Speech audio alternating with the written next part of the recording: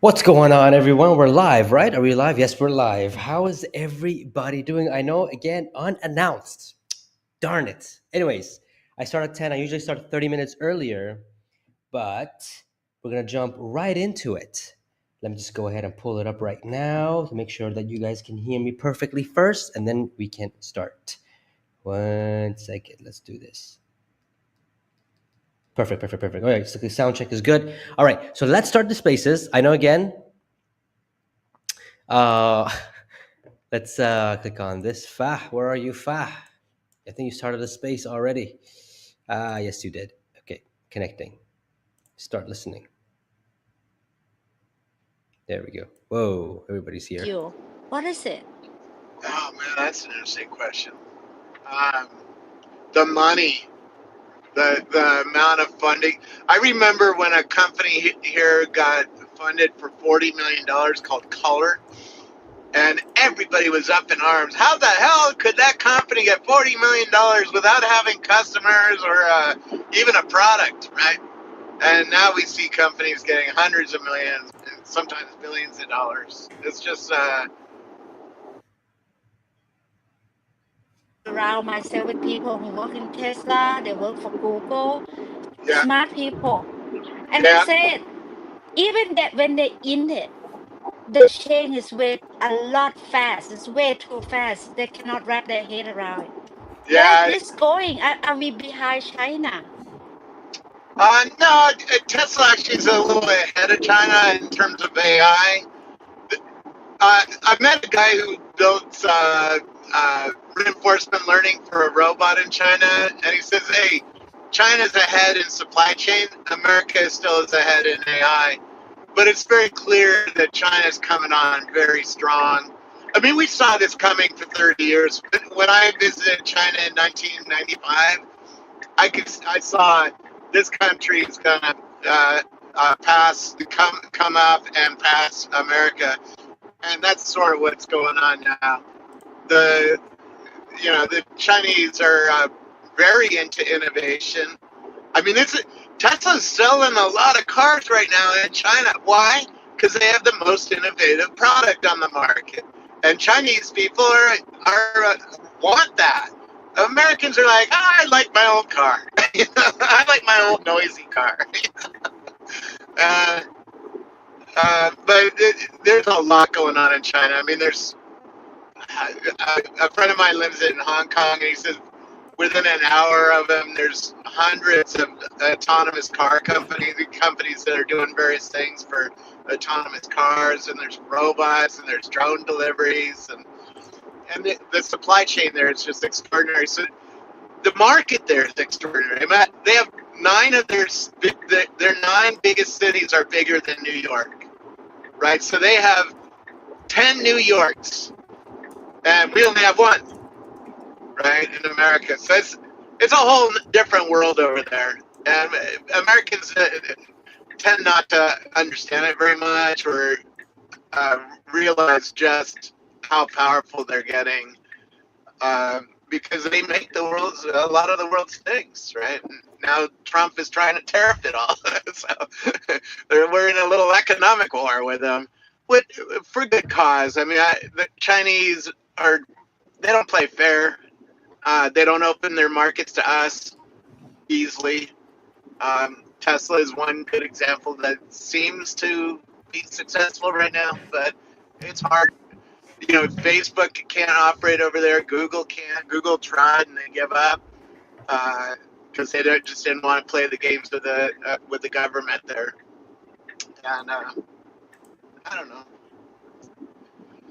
It's a different world though. If you ever get to go there, it's quite something. And I I still remember driving for an hour and a half and not stop seeing high-rise buildings and another place.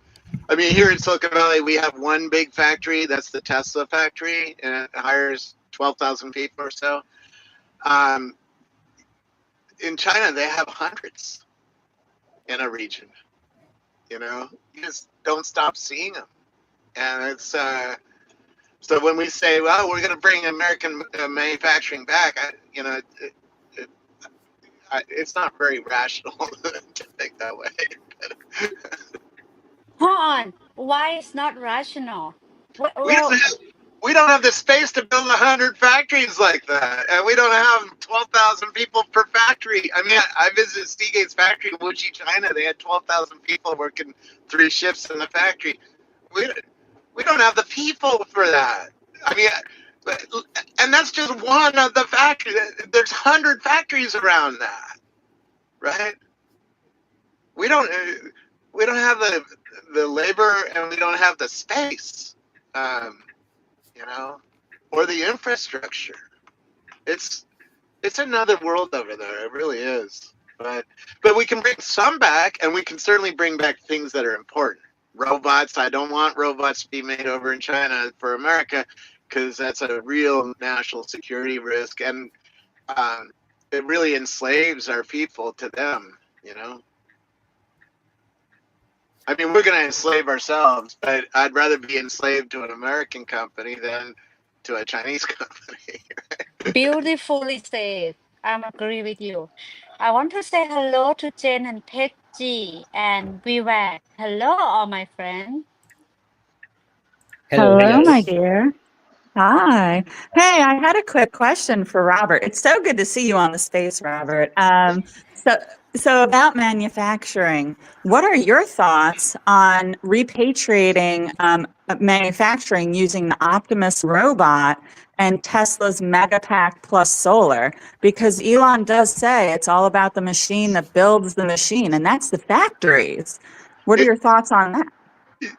China has long-term plans, and that's one thing they do really well. They really take a long-term approach to things. I remember being in Shanghai, and the government officials over there took me up in the TV tower, which is still there. It's the Pearl TV tower on the island there, and they had just completely tore down everything on the island. They said, "Oh, this is where our Wall Street's going to be." Well, today it's built, right? And they have that decade to 5 decade approach to things that is really good, and they move fast. I mean, when I was there, 15% of the world's construction cranes were there, and they were building 60 major skyscrapers at the same time that I could see. I couldn't see them all because it was polluted back then. Um, if we take a decade to 2 decade approach and say, that's going to be our goal, is that 10 years from now we're going to have a lot of factories that are completely automated, and we're going to bring a lot of that manufacturing back. Okay, great. Uh, it, you know, Optimus isn't ready yet to do many jobs. I mean, at the Fremont factory, there's a few dozen of them working around already, but they're only probably able to do 0.1% of the jobs in the factory. They're not, the reinforcement learning isn't there yet. It's sort of like uh, when I bought my first Tesla in 2018, I bought FSD, and FSD could barely even stay in a straight line on the freeway. Right? It didn't do much. Today, I mean, it's driving me around town without my hands on the wheel, right? So in 7 years, it went from really shitty to really fucking amazing, right? And well, it still has a little ways to go, but it's almost there, right? And same thing with the Optimus robot. The Optimus robot is like that 2018 um, AI, right? It's shitty right now, but in 7 years, it's going to be freaking amazing. It'll be what the vision that Elon showed us that we robot in October last year. It'll be walking around, talking with us, doing almost everything in the Tesla factory that a human is doing today. Okay, then we can talk about bringing manufacturing back to America. But we're, 4 to 10 years away from really being able to do that. The robots just aren't ready. I was just at Stanford's Robot Day and saw all the latest bleeding edge state of the art research, and it's not ready. Even the Chinese people, I met the guy who did the reinforcement learning for the dancing robot. I forget the company name now, but it wasn't Unitree, it was another one. And he said, the robot doesn't have hands, doesn't have the ability to walk around and interact with people without a minder, right? It can dance and it can flip and it can do a bunch of cool things, but it's not ready to be really used in a factory in scale, right? Um, and so, yeah, we got a few years of hard work to get us there. You know, if we took a long term approach like that, like 7, 10 years, I'm all in. Yes.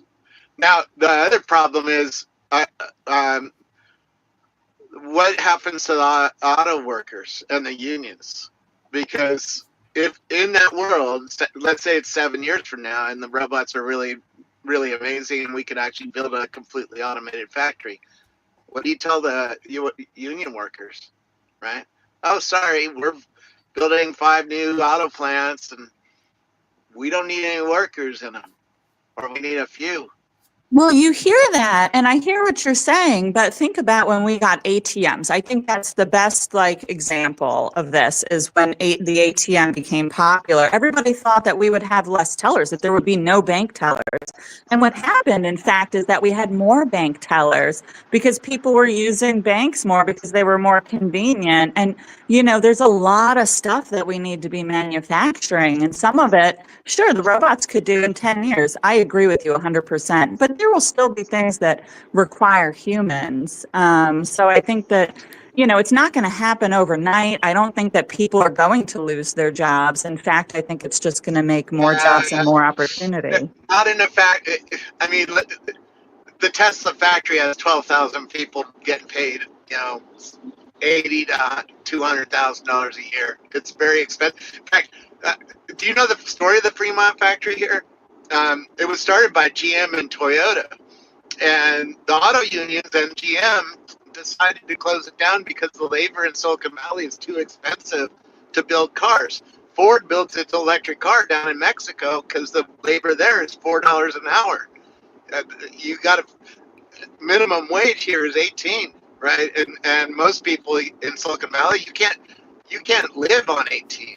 A house next to the factory is $2 million now for a shitty house, right?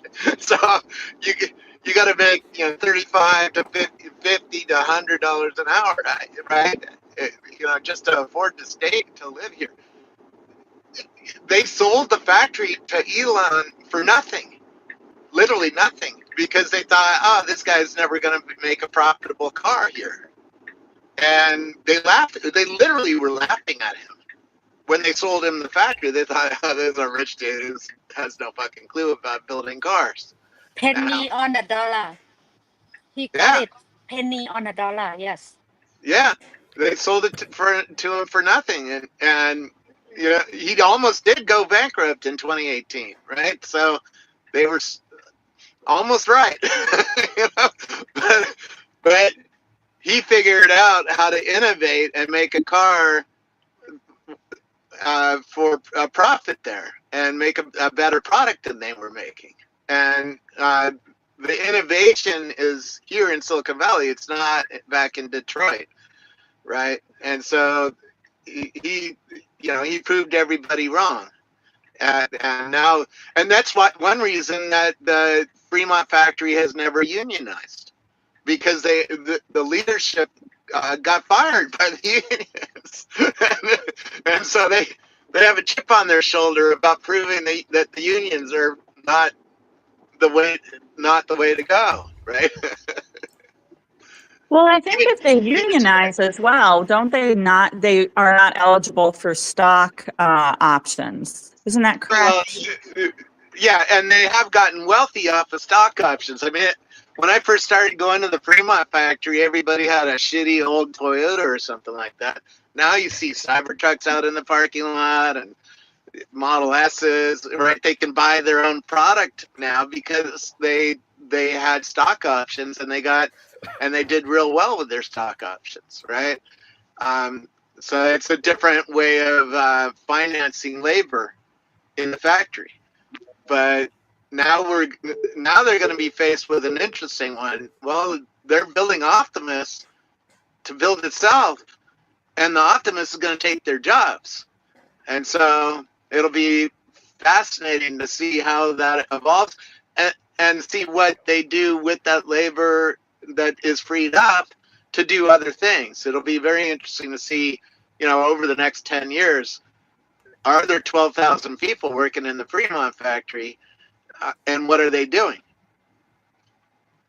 I have a feeling that we're going to see Tesla continue to grow and that those employees will grow with Tesla. If they're still with Elon, that means that they're not the bottom 10%, that they're really fantastic employees. And Elon is a very smart man. And I have to say, one of his best qualities is his team building. It's one of his best skills.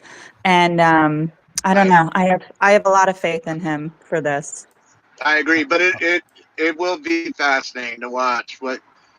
If we get a tour of the Fremont factory in 7 years, it'll be interesting to see how many people are actually working there and see what kinds of things they're doing that they aren't doing today, right? Because the robots are gonna.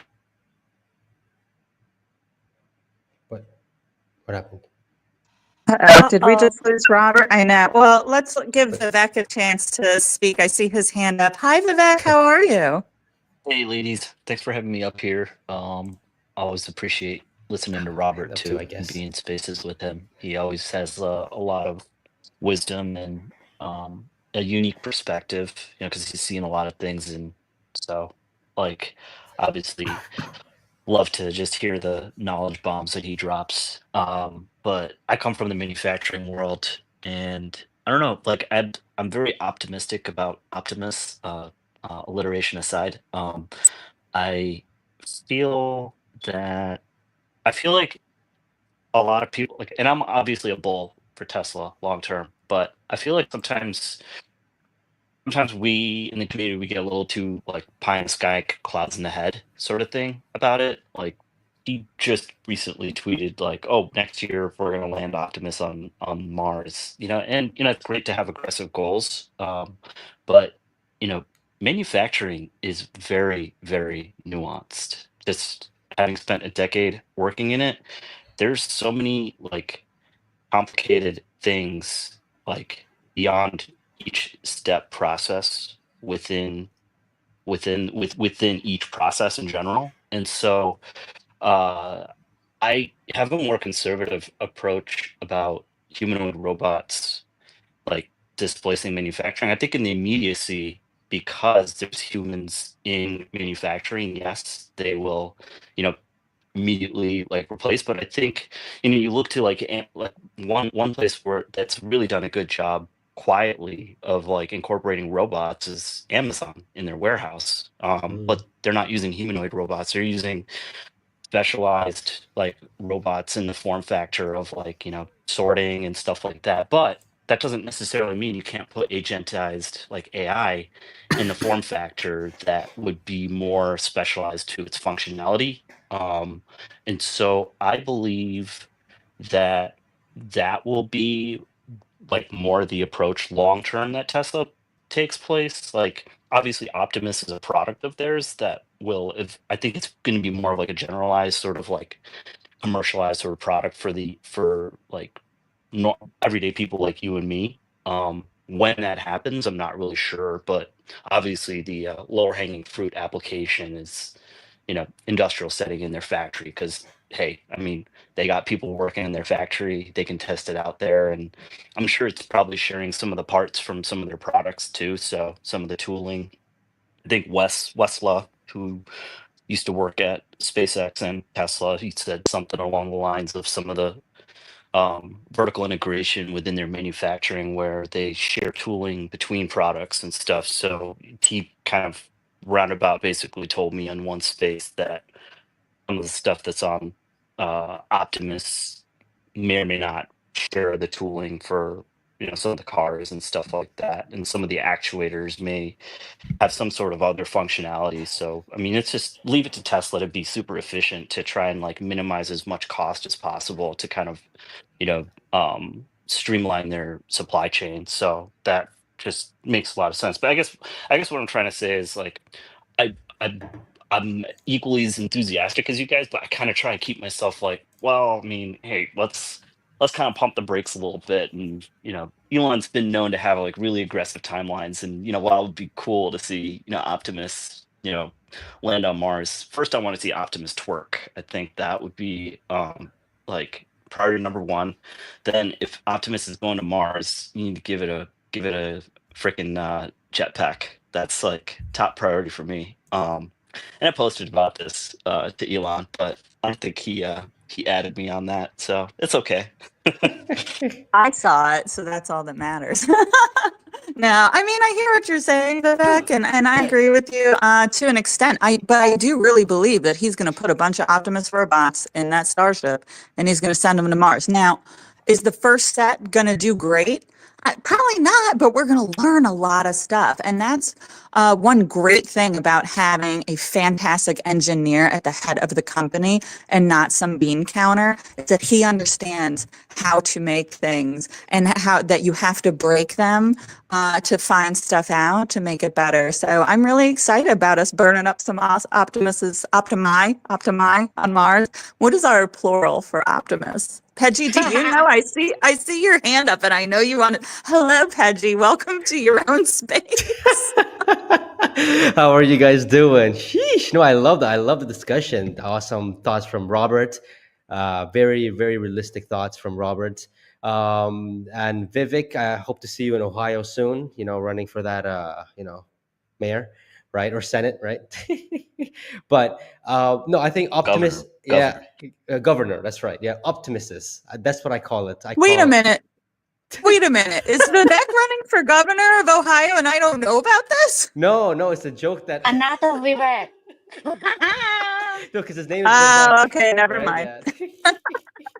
Yeah. Yeah. No. Optimus, more than one Optimus. I call it Optimuses. I don't know. I don't know how you guys feel about that one, but I like Optimi. It's kind of like Optimi. octopus and octopi And that, because, hmm, Optimus is going to be brilliant. It will be. That's going to be the whole point of Optimus, is that it's going to be able to think. We're going to solve for reasoning in robotics, guys, in AI. It'll be reasoning in AI because we have to solve for perception in robotics for FSD. And you know what? Robert brought up a great point. 7 years ago, the cars, or let's do a decade ago. A decade ago, the cars could not drive themselves. And now today, we're facing in June, in 2 short months, not even 2 whole months, we're going to see fully autonomized driving. Like, and not Waymo with their fancy maps. I think that's such BS. Guys, all Americans know this. We're constantly under construction. You can't map an area and then think that the map is going to work in a couple of years. I have a Lexus RX 350, right? Which I think I might sell soon. But and it has those maps, that you have to get the dealership to load. Y'all know about those, right? When you have one of those cars and then you got to go back to the dealership and have them updated and they want to charge you like over $1,000. So I don't get it updated. I'm like, F it. And now, so my Lexus is a 2014. The GPS is unusable because there's all these new roads. So F their fancy maps. It's not sustainable. It didn't work in the cars before. It doesn't work now. yeah. Waymo can act like it works because they're only in San Francisco and other very small places, but it's not going to work widely. But FSD will. And I feel like Elon thinks like the Chinese do in decades and in centuries, not in days, months, years.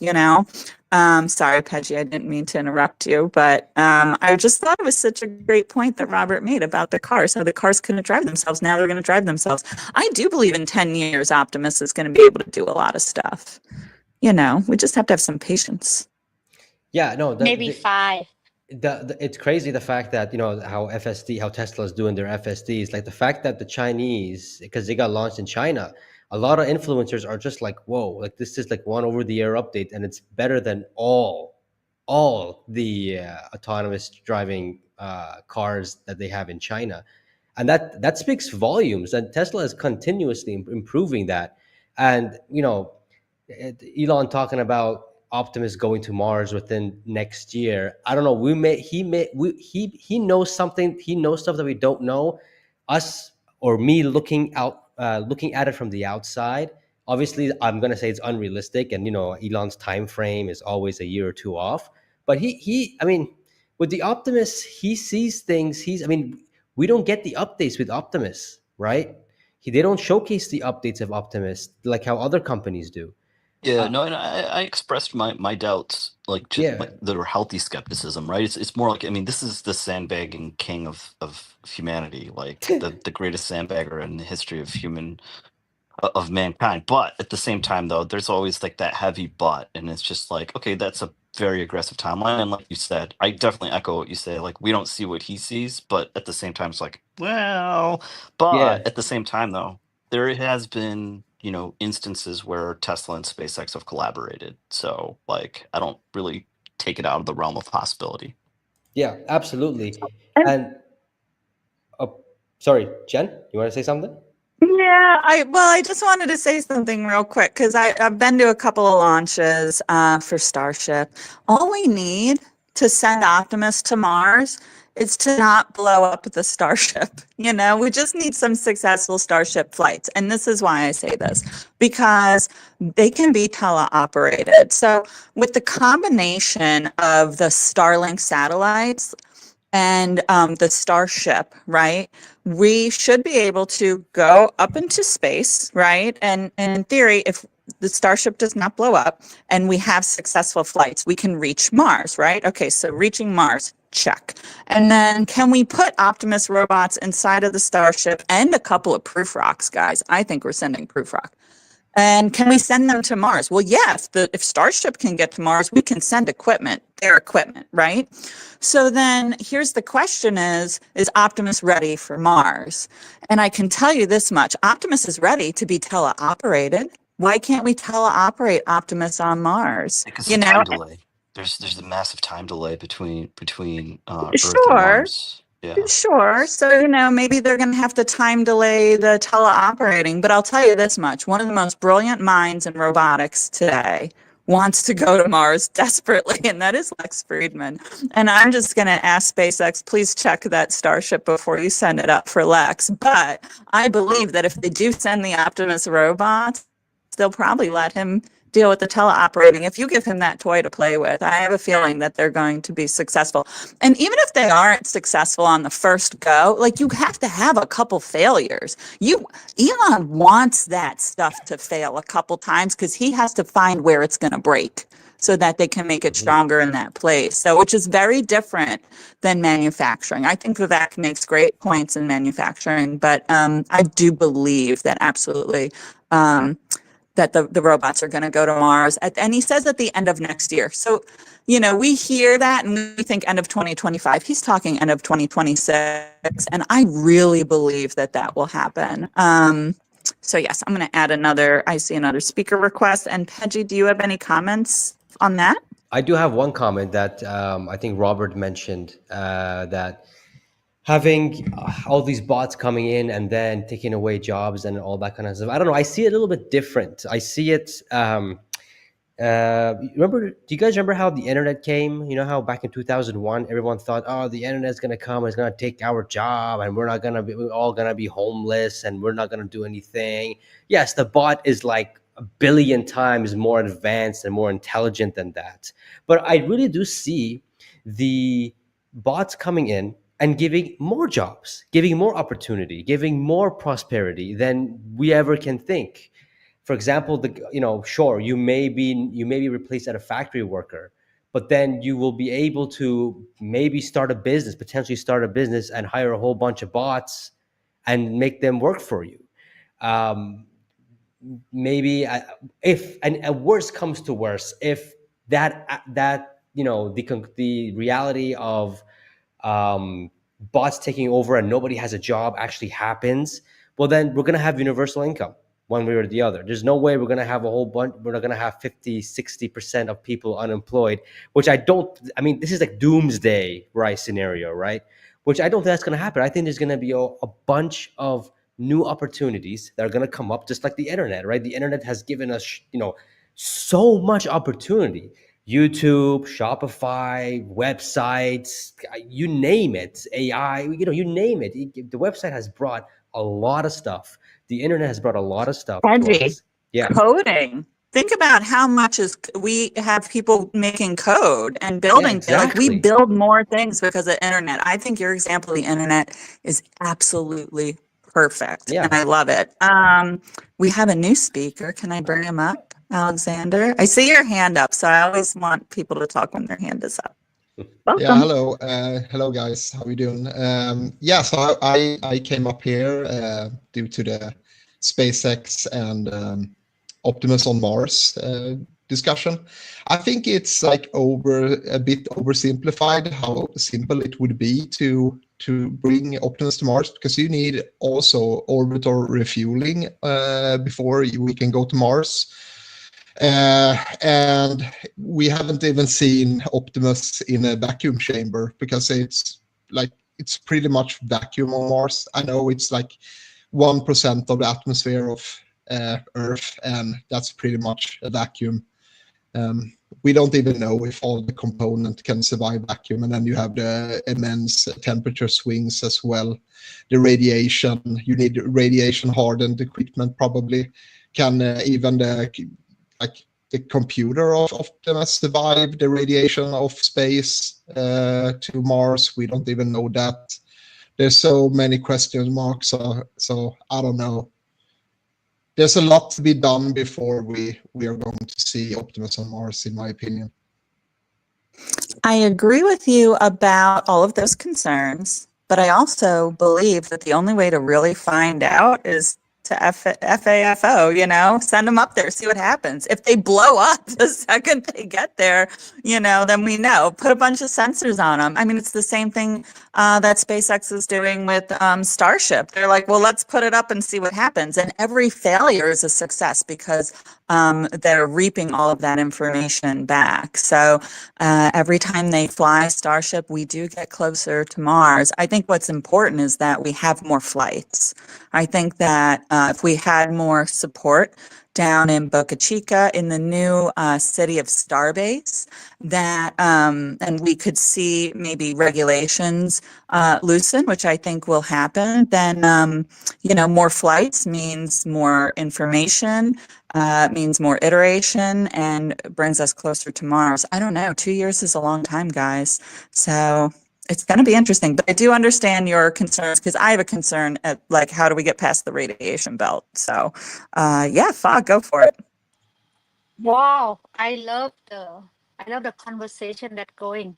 Too bad Robert is not here anymore. I just gonna want to tell him that I'm his fan. I've been listening to him for a long time. And hello to everybody here.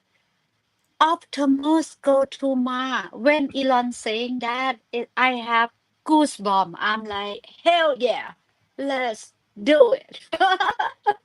And I understand all the skeptical or the concern or the literally gonna do it next year or maybe 2 years later. The timeline is not important for me. What is important for me is they're doing it. They're actually doing it. And what is underrated or people didn't think about it. Elon is first buddy with Trump. The man that have most power on earth is his first buddy. He have Trump support. And even the China, or Trump said China. Even China, they have great respect for Elon. So this is what is amazing as a fan. I've been Elon Musk fan for quite some time. I'm studying him. I see his rocket fail. I watched that documentary. I read those two books, the Elon Musk biography 1 and 2. If someone can do this, if someone can put a robot on Mars, it's Elon Musk. And I want to see it. I just want to see it. It's 1 year next year or 2 years later. I don't care. I just want to see it. And another point that I want to make is, as Tesla shareholder, we know where we're going, right? We mass produce electric car. We make it affordable for the next affordable one that's gonna come out. And now we're gonna make robot. And a robot gonna be the word that I love to to ask everybody to put it in your mind. You have question mark on it. It's unlimited labor. It's just when we get there, which is 5,000 robot this year, 10x 50,000 next year, 10x 500,000 a year later, and 10x 5 million a year later. So 1, 2, 3. In 5 years, we will have 5 million robots. And if a bunch of them, like 50,000, go to Mars with a reusable rocket, the world's already changing at that point. And it's important. It's very important. Like Robert said a minute ago, is national security. Is that a word? It's nation security. It's we right now at war with China, but it's not a war that we killing themselves. It's not a guy put a soldier suit on and go point gun at each other, but it's a trade war. In the future, it will be AI war. The war that who gonna be the most productive? What nation gonna make the biggest GDP? You following me? It's like, whoa, every day I turn on the news or listen to everybody talk about robot. It's like my head spinning. And I just love to hear from you guys. Like, what do you see? What do you see there? Like, we're gonna be the nation. This is I listened to Farsa the other day and I'm just like have goosebumps and get way too excited about it.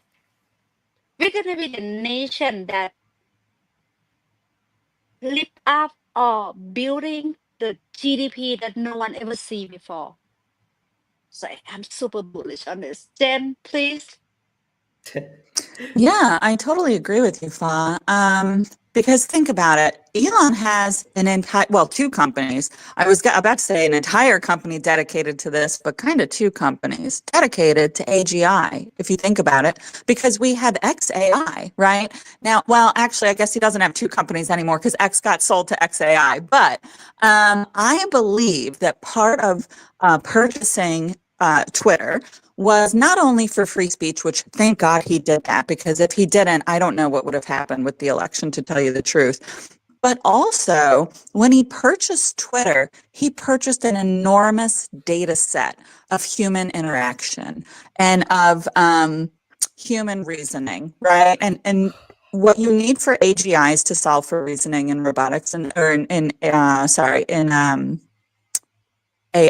And so for the Optimus robot to work appropriately, we need that. We need the data set. And we see the power of data sets when you look at Tesla's FSD program and when you look at Palantir's success, right? Because they are dealing mostly with data sets and how to manage great, huge data sets and how to keep all of that information secure and yet accessible, which is amazing. If you don't understand Palantir, I suggest that you deep dive it because it will be very significant in the future and is significant now. But between that company and who is owned by Peter Thiel and Elon are friends from college. They were friends in Stanford. And, he was part of the original PayPal mafia. Those guys are brilliant and they've all done amazing things and they continue to collaborate. This is a dream team like we've never seen before. And fortunately, Elon has a lot of people that are supporting him. The last time that we saw a mind this brilliant, I would have to say it was actually Nikola Tesla.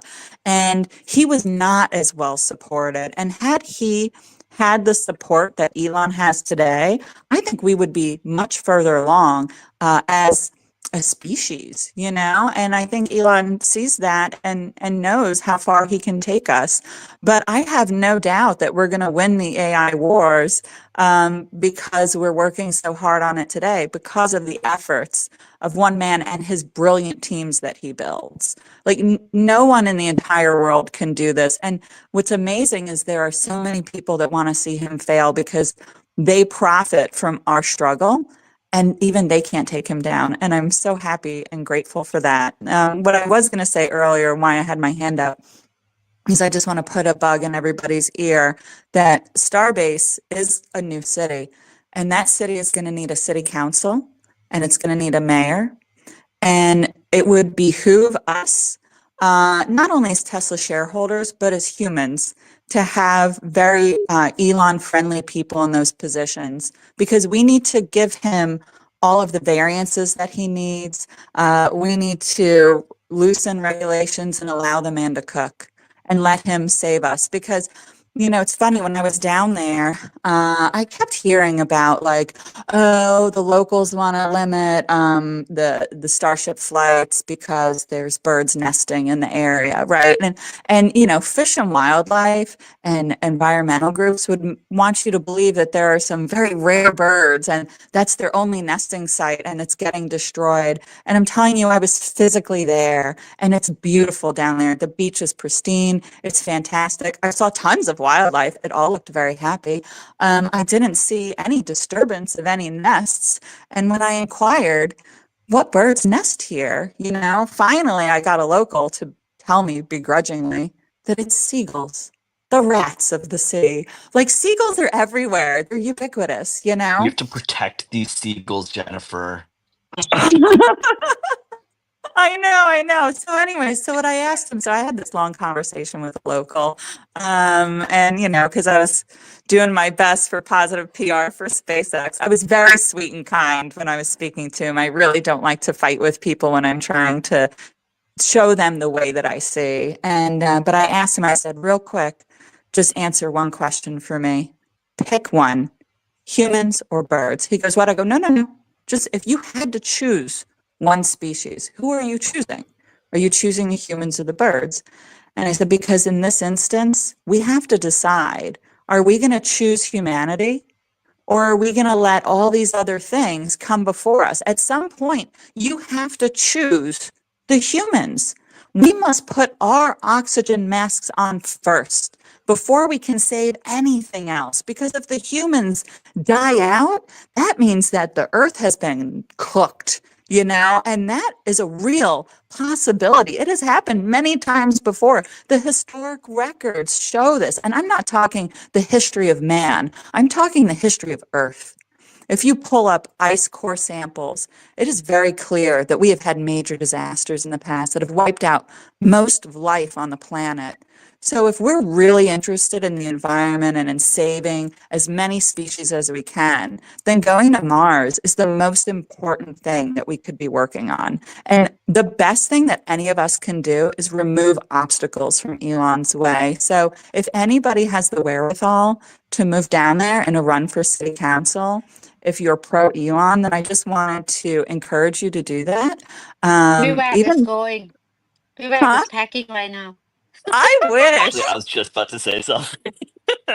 I'll go down Vivek, you there. should come down there. I might go down there. I'm not sure. I mean, I love Austin very much, but I am a little torn now between Starbase and Austin. Thank God they're not too far away from one another. And I may throw my hat in the ring. I'm not sure. I wouldn't be the first politician in my family, but I can't do it by myself, guys. Our base is actually quite a bit of a drive from Austin. Just a FYI, because it's closer to like South Padre. But yeah, a little bit of a trek. But I mean, for Texas, it's like, oh, that's nothing. Sheesh. That's a lot of, I think, interesting conversations about all that stuff.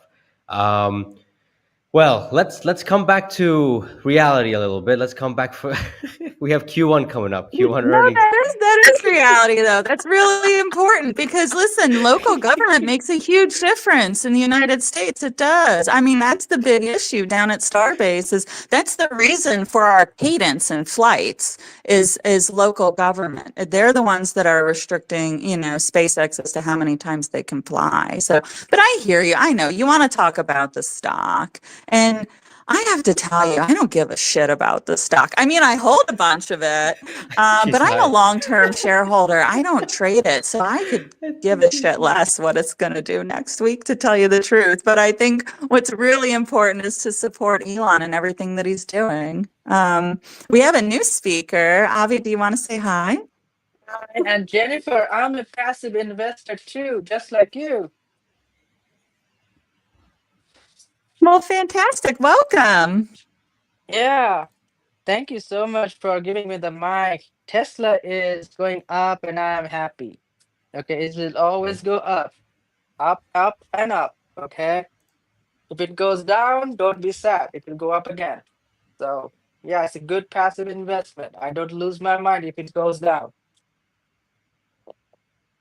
That's a fantastic point too. Is that like if you just buy and hold Tesla over time, it performs very well. You know, I mean, is anybody really holding it for the week, for the month, for the year? If you are, it may not be the right stock for you. But for long-term shareholders that want to hold it for several years, I think that we're all going to be very wealthy. The key is to just buy it and then just like forget about it, guys. Buy it and leave it alone. Revisit it in a decade. You would be shocked. Yeah, Hello. that's the thing because it's on track to be one of the world's most valuable company, just like Apple. So I think it's a really good passive investment. Wait a minute. I want to hear what Peggy about to say. Let me set the stage here for a bit. Hello, Peggy. Peggy, welcome. Peggy. Pidgey, you already told me. You already welcomed me. I'm so No, I want confused. to welcome your thought. You're about to say Oh, oh, something. oh. Okay. Don't lose your train of thought. I No, no, no. welcome that. No. I was just gonna talk about just to bring up Q1 earnings. I know no one's gonna care about the beat if it's gonna be a beat or a miss. In fact, I think if it is a beat, it'll be just a shock to everybody. But everybody knows it's gonna be a miss. It's more what the earnings call is going to be. Um, I think now we're in April right now. Affordable models are supposed to come out, or we should hear about them sometime within the next 6 to 8 weeks, and we'll get more clarity on the earnings call. Now, here's the thing. I don't know if there's rumors going around or people are talking about it's going to be delayed or whatever it's going to be. I don't know what it doesn't matter long term. But if Elon comes out and says that, yeah, we're actually going to be delaying our affordable models for the next, until the next 3 6 months, get ready for a big dip, because that's what all the analysts are eyeing. But I highly doubt that. I don't think Elon's gonna, because he's been promising for the past 3 quarters that it's on track, it's on track, it's on track, and I'm actually like very excited to see what this is. Yes, and I think June's going to be a very big month for Tesla because one, we're getting the unsupervised FSD, which is massive. The rollout of that. Then we're going to get probably the unveil of the affordable models. Then we're going to get most likely Elon not working at Doge anymore, and those are big things. Those are big things that can really significantly impact the mood of investors towards Tesla and the stock as well. So I think, and I have a prediction here, that in July, not financial advice, but if all this ingredients happens, I think we could see the stock around the 500s. Not financial advice, but I do see that. I do see that. Holy I smoke. disagree. I Oh, disagree let's heavily, go. guys. I'm so sorry. The macro environment does not agree with you, sir. I mean, do I think that Tesla's worth that? Absolutely. Do I think that they're going to do amazing stuff? Absolutely. Do I think that interest rates are high? We're in a trade war with China and everybody's broke? Absolutely. There's a theory in political science called long cycle theory. And I've talked about it before, so stop me, Fa, if you don't want me to get into it. No, no, But no, no. I want you to get into it. But hold on 1 second. These two things is beautiful, right? It's about to happen right now, and I'm excited. So Peggy just say a bunch of lists. If it happen, we might go back up morning. And Okay. Jennifer Yeah. here is like, yo, I believe you that Tesla stock is worth that much. But, and this but is gonna be fun, huh? Everybody broke? Question mark. Interest rate? Question mark. Trade war? Question mark. Let's put these two things together because this is fun. Okay, Jen, you go. All right, so quick crash course on long cycle theory and political science. So there is a theory that says that during the modern era, which is the last 500 years, that every 100 years there is a world war that involves all of the major world powers, and it typically lasts about a generation, so like 30, 20, 30 years or something like that. And the victor of that war becomes the new world leader. And primarily that has been true. What my findings have been, because I wrote a very long research paper about this once, was that it has gone on for much longer than that. And we're talking about the life cycle of nations, and that we've seen this throughout history, throughout all of human history, with the Mayans, the Egyptians, the Roman Empire. What I found was that, yes, there is a cycle of nations, but that there's a frequency to it, and that nations used to last much longer because we moved slower, because technology moved slower. And that in original long cycle theory, it was that he who has the greatest navy will win that war. And I theorize that it's not he who has the greatest navy, but he who has the best tech at the time will win that war. So when you look at the Roman Empire, what tech did the Romans have that nobody else had? They had an organized professional army, and that is why the Roman Empire reigned for so long. And then what won the last war? Well, the last war was the combination of World War I and World War II, and the victor was the United States because of the nuclear bomb. So if you look at long cycle theory, but you take into account my findings, which I could go on and on about, but we're not doing that today. What I predicted is that it's not 100 years, but it's 80 years, because the frequency is getting shorter, because the life cycle of nations is becoming shorter, because technology is moving faster. So I got to 80 years. If you go 80 years from 1945, we arrive today at 2025, where we're in the new World War. This is the war that will decide who runs the entire world. And what is the greatest tech at the time right now? Well, it's finance. When we came off the gold standard in the 70s, we almost weaponized finance, because now nations can print currencies, they can manipulate the currencies, and that's what we're seeing today. China has not been playing fair, not at all.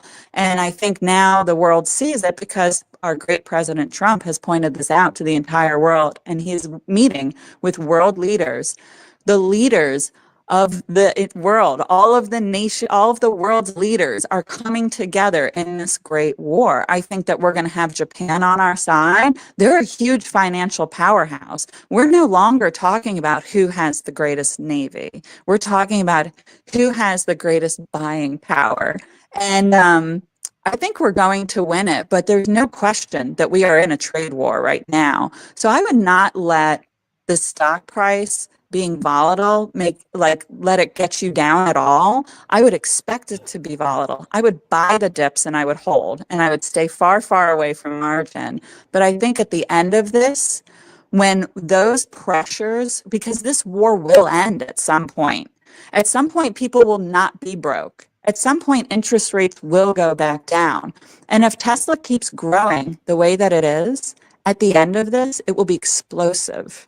And I think that there are many companies that won't make it through this war, but I know that Tesla will. That's pretty deep. That's pretty deep. Casey, yes, please. Yeah, no, and my comeback to that is that, well, that's the thing though, the volatility of it, the uncertainty of it. I mean, what we just witnessed this past week, everybody thought we're gonna have one of the biggest crashes, worse than 2008. Everyone was going like, the sky is falling, and then midweek Trump told everyone to buy, and then he made a 90-day pause, and then every stock went up crazy amount. I mean, it's very unpredictable, very uncertain, and and this can continue until there's some stability in trade wars and stuff like that, and who knows when that could end. But knowing all this, I still see, with all this happening, I still see, at least for Tesla, being up there by July, in my opinion, because it's just so volatile. I mean, things can go up. I mean, knowing Tesla, it's like Stephen Mark Ryan said it the best. It's, spaghetti monster, whatever the hell he calls it. It's that volatile. Like it could go up to 500, and then the next day it could crash down to 200. It could go up to 1,000 and then come back to 100. Welcome to Tesla stock. This is what it is. But based on that, I think with all the thing that's going on, I mean, right now, I think President Trump just made a deal that, okay, all tariffs. I mean, all the what are the tariffs against China? Only specified items like iPhones and some other important things are exempt from it, which is just like what? But which is interesting. I'm just reading this right now, actually. Oh my god! So I think based on that, companies like Apple and other companies that have big investment in China, I think they're going to have a good bounce. And I think the market will realize that, wait a minute, Trump is actually, like, there's so many doomer gloomers out there what Trump is doing with this trade war, that, oh, he doesn't know what he's doing, he's stupid. No, he's not. He knows exactly what he's doing. And it's very brilliant of him, of really doing it this way, putting tariffs on everybody, seeing what's going to happen. And I think he already knew what was going to happen. And then he singled out the ones that was retaliating big time. I'm surprised he didn't, he didn't exempt Canada, because Canada did retaliate. But, everyone got a pause except for China. And it's clear now that, okay, the US wants a new deal for tariffs. That's it. That's all the US wants, mainly what Trump wants. And he wants to negotiate that. China, on the other hand, is like, hey, you have too much manufacturing, you have too much power. It's time for you to play by the rules, and it's time for companies to come back to the US. Not all of them are going to come back, but they'll still start to come back to the US slowly, or at least have the idea that maybe investing in China is not as risk free as it was before.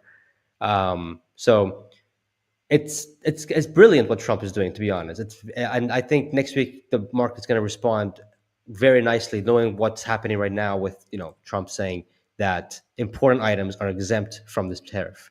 I think that's actually big. That's a big news. I think the market is really going to like that, and the market will wake up to it and go like, wait a minute, Trump is just negotiating. He just wants better tariff terms for everybody. Trump is the big elephant in the room that we got to take care of. But I think as time goes on, I think China wants a deal later on, and the US will want to make a deal too. And it'll be like NAFTA. If you guys remember what happened to NAFTA like 4 years ago, Trump is like, this NAFTA thing is not fair to the US. We got to revise it. And then Trump came and sold Canada. So yeah, that's just my thoughts. I think it's going to depend on the bond market a little bit. Like, China really is fighting back, and they're dumping their bonds, to affect our bond yield, because we have a tremendous amount of debt that needs to be refinanced in June, and they know it. China has a plan, a very long plan, to take over the world. Okay. They are not our friends. They are not our allies. And at this, I'm glad that we finally have a leader in this world that's going to stand up to China, because if we don't do it soon, we won't be able to. And I think that's why Trump is doing it now, because now is a hard time to do it. He inherited an economy that is ridiculous. I mean, the Biden administration printed half the dollars in existence. That devalues our currency and just destabilizes it. And so it's a hard time to fight a trade war, but we have the best leadership to fight a trade war. And if we don't fight it today, we won't have the opportunity tomorrow.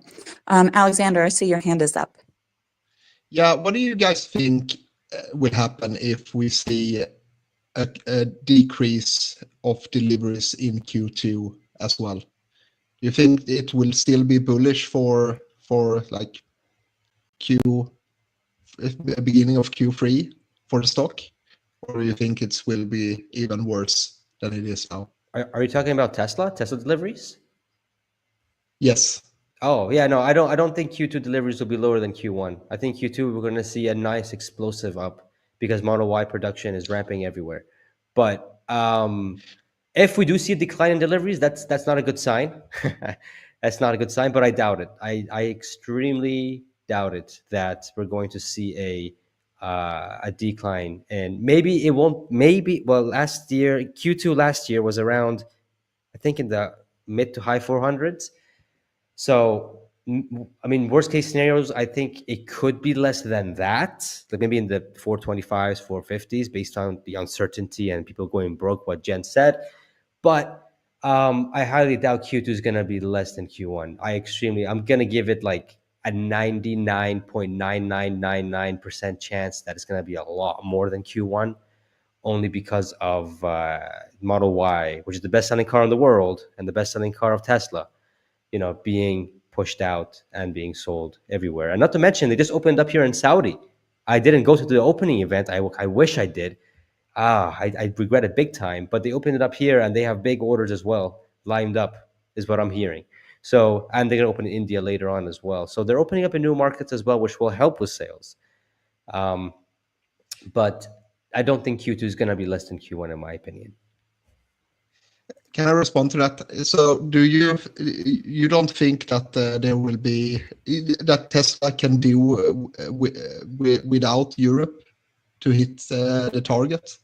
Because I don't think Europe will do too great in at least the coming year. And if Asia can't eat up that demand issue in Europe, I'm not sure they will hit Q2 targets as well. I actually looked at, I'm in Sweden, obviously, and I can see registration numbers day to day for a given brand. And if I look at Tesla right now, last 11 days, they delivered 63 cars. And they should be, for 11 days, they should be at about 300 to 400 cars. And I only see 60 cars. So, I mean, they even delivered less than they did in the beginning of the new Y ramp. So something is going on right now. To Interesting. Be honest. Let's wait for the data to come out. I know Europe is a little interesting. I know sales are just saying like it's down 80%, but according to the production manager in Giga Berlin, he's saying that they're ramping up big time. So I would wait for actual data to come out. But I mean, Norway, we just got news from Norway that their best-selling car was a Model Y. So, and that's in Europe. So I would wait to see the actual numbers to come out. I don't think, I mean, 63 car, that doesn't sound right. I think there's something missing. No, I don't think so. For the record, Norway is like 95% of all sold cars right now is BEVs. So it's not great that Tesla is on top. They've always been on top in Norway, but we have seen decreased sales in Norway as well. So yeah, let's see when the data will come out and see how that'll be, and then we can compare March data, April data, and what's it called, May data to the previous months, and then we can see the full picture of what's happening in Europe. Europe is interesting, I know, but let's see what can happen with that. But I don't think Q2 will be less than Q1, in my opinion. I think Europe is more cooked than the United States. If you thought the Americans are broke, the Europeans are more broke. Unfortunately, it's a hard time in the economies these days. Wes, I see your hand is up. Welcome. Hey guys, what's happening? Yeah, I just wanted to jump in. Can you guys hear me okay? Yes, we can hear you fine. Okay. Cool, thank you. Yeah, I don't think there's any way the second quarter is going to be less than the first. I think it's impossible. But if it does happen, it's going to be like, holy shit, that's not good. But I'm curious, what would be, I think you said Norway, is that right, Alexander? And if so, what do you think the reason might be for the, for those low sales in the last week or so? For the sales I was speaking of is in Sweden, where I live. Thanks. Norway is probably doing way better than Sweden, even though they are half the population. They sell twice as much more cars, at least Teslas. But yeah, the problem is the demand issue for Tesla right now. There's been a huge brand damage in Sweden, and I am a Tesla bull. Don't forget this, but there is brand damage. I haven't heard anyone around me in my real life telling me like that I like Tesla right now. Most have been negative. I've even heard companies, they stopped buying Teslas as company cars. Company cars is a big part of the sales in Sweden for overall for cars. So when like companies, big companies, they take like political stance and they stop buying Teslas, that is like not good. And you can also see in the registrations numbers, you can also see who is trading in their Teslas, and there have been a lot, like a surge of trade-ins and not a surge of new sales. Because in earlier years, that's been when people trade into Tesla, you have seen like the new sales have risen as much or more. But now the trade-ins is overtaking the new sales on a rapid speed. So I can only How conclude that there is brand damage in Sweden and probably in big portions of Europe, especially Germany as well. would you summarize how the Swedish people feel, like top one or two reasons why they would, not like the Tesla brand? Because obviously our politics, United States, we're going to have different reasons potentially for, some people are not going to like Elon for their own reasons, but what is it in Sweden that has ticked them off? This is mainly due to media and how media reports on Elon and President Trump. So obviously, Sweden have had long relationship with the US, right? And now when we see like this trade war going on, obviously the politicians are not happy about that, and the media spins all this as a negative narrative, and that's And most people who watch the news, right? That's what they think about current events in the world. and is the Model Y in Sweden right now? Are they selling the launch edition, or what's the Yeah, status of that? yeah. 85% of all Tesla sales in Sweden has been Model Y, at least in 2024. So Model Y is really big in Sweden. That was the most sold car for like, I don't know, 2 No, no. years. I'm sorry, I'm referring to the new one, the new Model Y. Is it out in Sweden? And Yeah, maybe you answered yeah, that, it but has been out for like almost 2 months. No, 1 month, 2 about months. 1 month. okay, last question. Are they selling the non-launch edition right now or no? Yeah, they had inventory cars that they can't get rid of. So they have had like inventory cars for several weeks now, and no one is really buying the inventory cars, even though they have really great deals on it. You could No, get I like, mean, I'm sorry, the new Model Y that's not the launch edition are they selling those yeah, right now in Sweden? yeah, you can order that right now. Okay, thank you. Wait, are you saying that the new Model Y is available on new inventory in Sweden? No, we don't see that in the inventory. I think what is going on right now, you can't like, because before when they had the old Model Y, obviously they were just like spewing out new Model Y from Berlin, and then the dealers around Europe were taking in the cars and putting them in inventory and then selling them. But now, because they are ramping the production, obviously it's whoever orders first gets the car. Got it. Okay. Thanks. I personally feel like focusing on car sales is short-sighted. And I say that because every time I'm at a Tesla shareholder meeting, Elon puts that one slide up with all the S curves. And cars are the first S curve.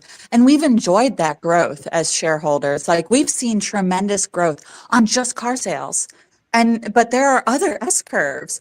And I think we're all forgetting that they're ramping Megapack, that we have a new Megapack factory in Shanghai, and that factory's production is going to be twice the production that we have at Lathrop. So, energy sales are going to be enormous. If I were in charge, but I am not, but if I was, I would almost even take the focus away from the autos.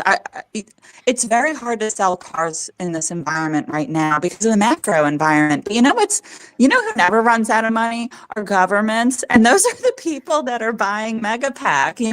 The demand for long duration energy storage is endless, and we are ramping a factory. So I think we're going to have a surprise in our Q2, Q3, Q4 numbers with the sales from Tesla Energy. And then there's going to be the AI revenue. FSD is one of those S curves that's larger than the cars. How would FSD be a larger curve than the car curve? Because don't you need the car to run FSD? Well, sure, you need the car to run FSD. But here's the thing about software as a service is that you make it once and you sell it a bazillion times. And you guys have heard me say this before. Look at Microsoft, right? They're a software as a service company. Facts. Purely, right? They're pure play. And their products aren't even that great. I mean, yes, they made Microsoft Windows, they made the Office suite, and the absolutely horrific Microsoft Teams. But they're making money hand over fist because they're a software as a service company. And Tesla absolutely is a software as a service company. Like, we're not a car company only. We make cars. We are making software, and that will build tremendously. We're making long duration energy storage. That's a huge market. We are going to stabilize the grid because, guys, we need power to run all these electric cars. We're going to need power to run the robots. So I think it's a little short-sighted to be married to the Q2 numbers of auto sales. And no, I don't expect them to be great. Maybe they'll be the same as Q1. I don't think we're going to sell a tremendous amount more than Q1, though, because who's got the money for it these days? We're all worried about the economy collapsing, the bond market, So I think we're going to have to get past the debt refinancing. That's huge. And we're going to have to give Trump some time and let him cook. We are 81 days into his presidency, y'all. He's trying to fix America. Okay, we had a lot of damage. So I understand there's some brand damage in Europe. Surely there is. Vivek, can you please mute your mic? I'm getting feedback. Oh, thank you. So do we have brand damage in Europe? Yeah, sure, maybe. But is it Tesla's fault or is it the propaganda in Europe? I'm afraid for Europe. As I said before, like, I lived there for 3 years in Germany, and I was really shocked by what I saw because where I lived in Bavaria. It's the southernmost state in Germany, and it is the border that the Syrian refugees crossed. Okay. And in 2015, I witnessed it. I was there. Do not listen to the propaganda that the mainstream media tells you. I can tell you that every refugee that I saw was ages 18 to 40 and male, and they all looked haunted. Okay. War does horrific things to people. And I'm not saying that we shouldn't help people, but I don't think they should have invited that into Europe. Europe has been invaded and taken over, unfortunately, and I hope that they can turn it around someday. But they have some major problems in Europe that have nothing to do with Tesla. But their propaganda arm is strong. And I'm so grateful to Elon that he bought X and that we can still talk about it, because what we're seeing in Europe today is people being arrested in the United Kingdom for memes, and for meme tweets. And that's absurd. Wes? Yeah, I think the brand damage is, it's legit. I think we all agree that it's there. We don't know how much it is, but it's not, it is problematic.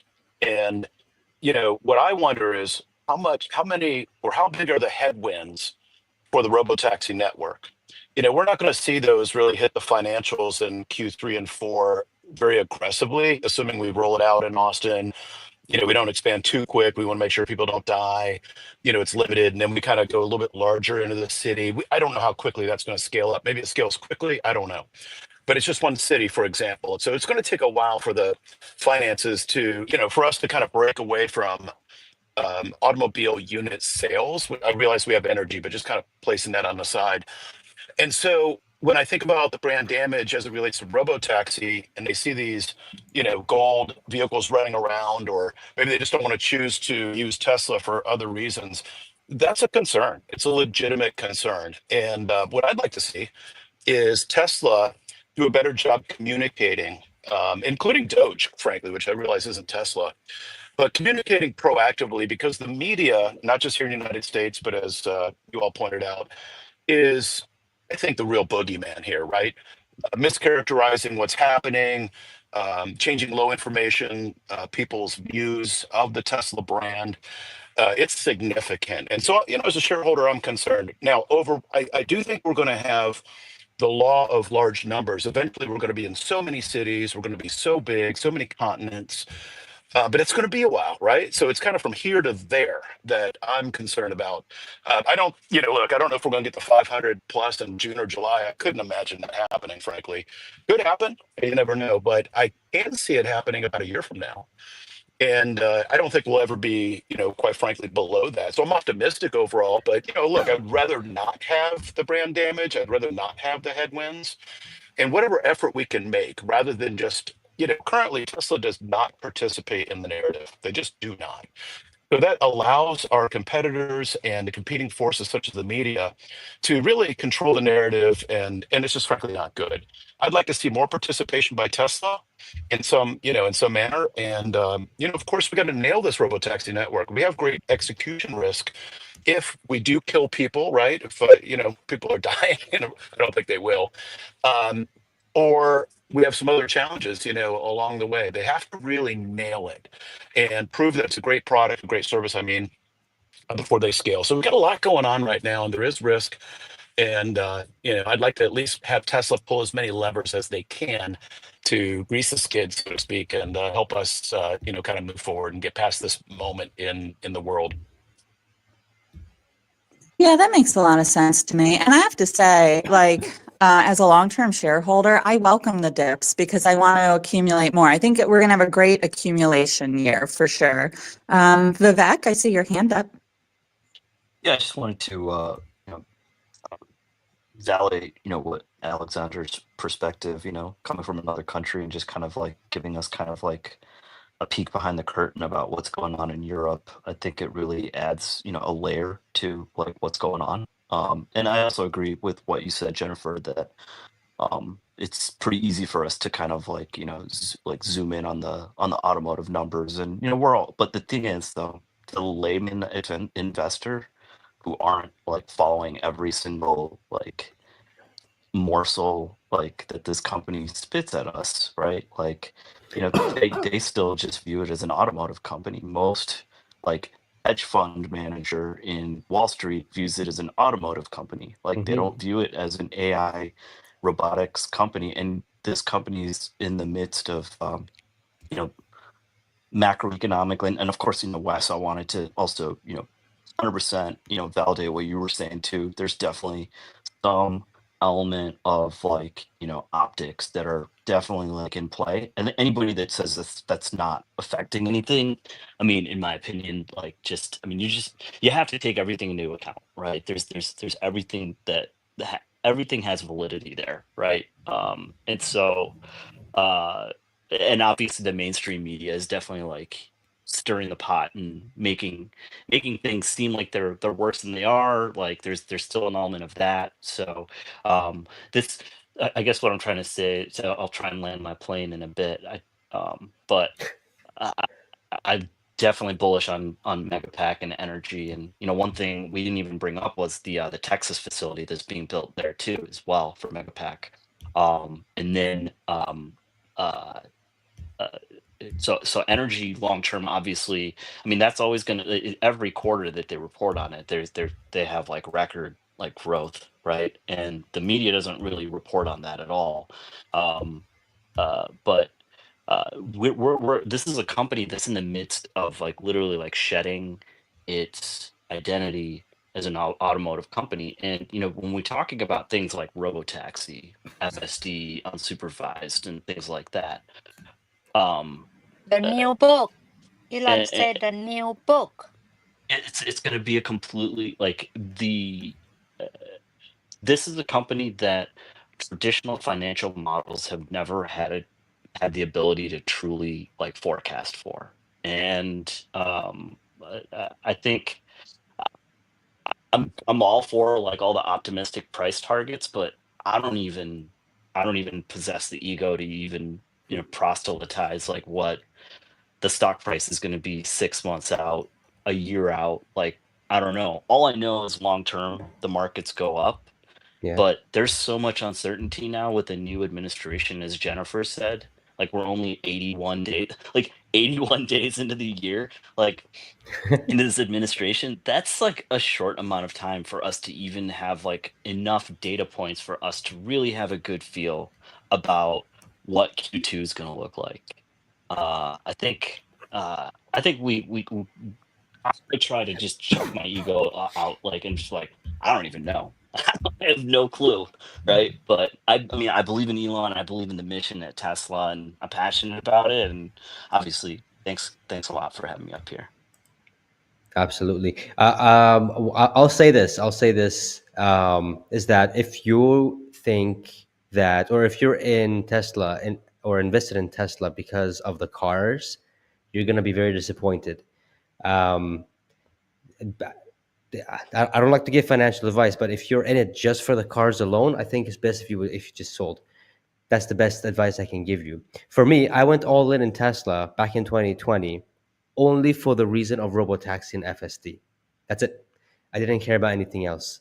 And now to see that it's actually happening and coming to fruition, man, it gives me goosebumps that, man, my thesis and my reasoning behind of taking, I guess, such a risk to go inside the stock, putting all my eggs in one basket, coming to fruition.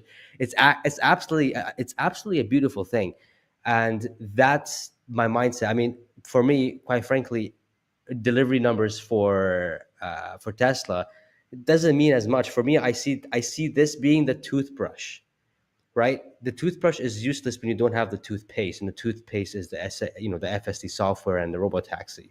That's how I view it. Now, the bot is one thing, the energy is another thing, but for me, the robotaxi and FSD, this is such a big moneymaker and such a big opportunity that I can see this in 5, 10 years time.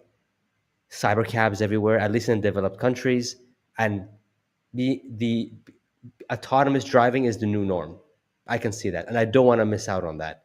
I don't care how much cars they're going to sell. I care about how much robotaxis they're going to deploy in each city starting in June. And that's when I think the narrative will change for Tesla entirely, fundamentally, and when Wall Street will start to think that, wait a minute, maybe we shouldn't focus too much on the cars as we usually did, and see what's going to happen with this robotaxi. Because I'll tell you one thing: as soon as Tesla comes out and says that, yeah, our margins are, I don't know, 20, 30%, right?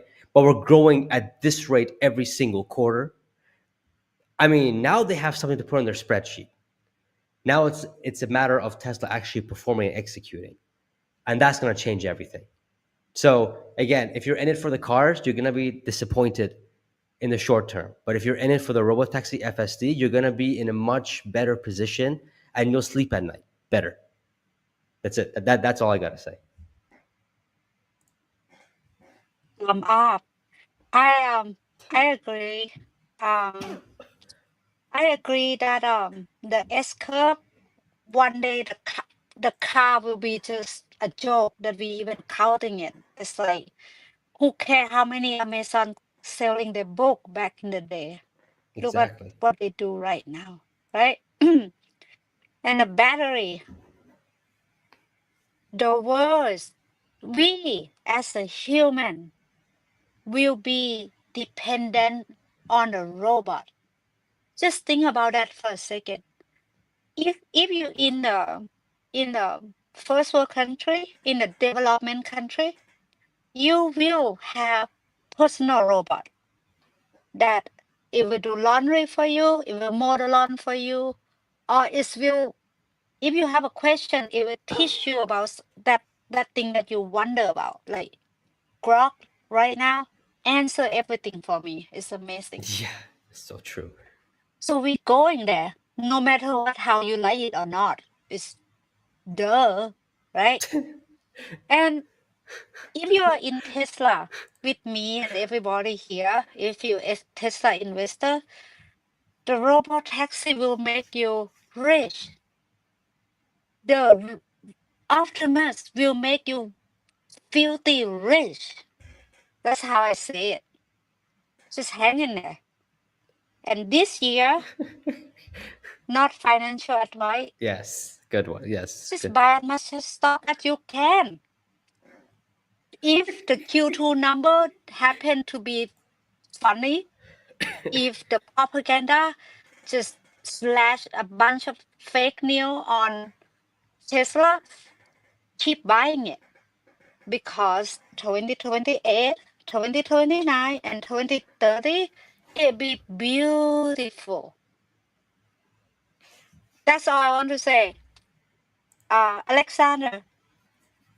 Yeah, I hate to be the bear here right now, even though I am a Tesla bull, but I can't really agree with the sentiment that deliveries of cars don't matter. I mean, this is the bread and butter for Tesla. This is how they fund all these other projects. They really need to sell cars. Otherwise, they're gonna be needing to tap into that war chest they have. What do they have now? 35 billion in the bank. They will be needing to tap into that capital if the sales of the cars is keeps falling. And then the question becomes, okay, how long can they do that before it's empty? Well, And Alexandra. will they be able to find new investors to shove in more capital Well, no, to find?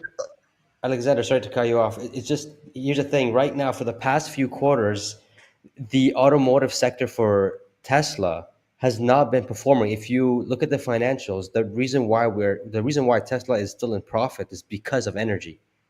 So that is one important point that we can't ignore. Tesla for the past few quarters, even in Q4 when they delivered a record number, the gross margin was low. The profits were low for vehicles, meaning that they were doing a lot of promotions to sell, despite selling record numbers. What saved it was two things: energy and credits. That's it. And every quarter that goes by, energy will continue to grow higher and higher. Vehicles, like Jen said, in these environments, it's hard for them to sell. Very hard for them to sell. Not just that, if you look at vehicles all across the board, actually, all companies, they're having a hard time selling. Because again, who has money, right? A lot of my friends, they have no money to even pay rent in Canada. It's insane what's happening. It's honestly just, it's crazy.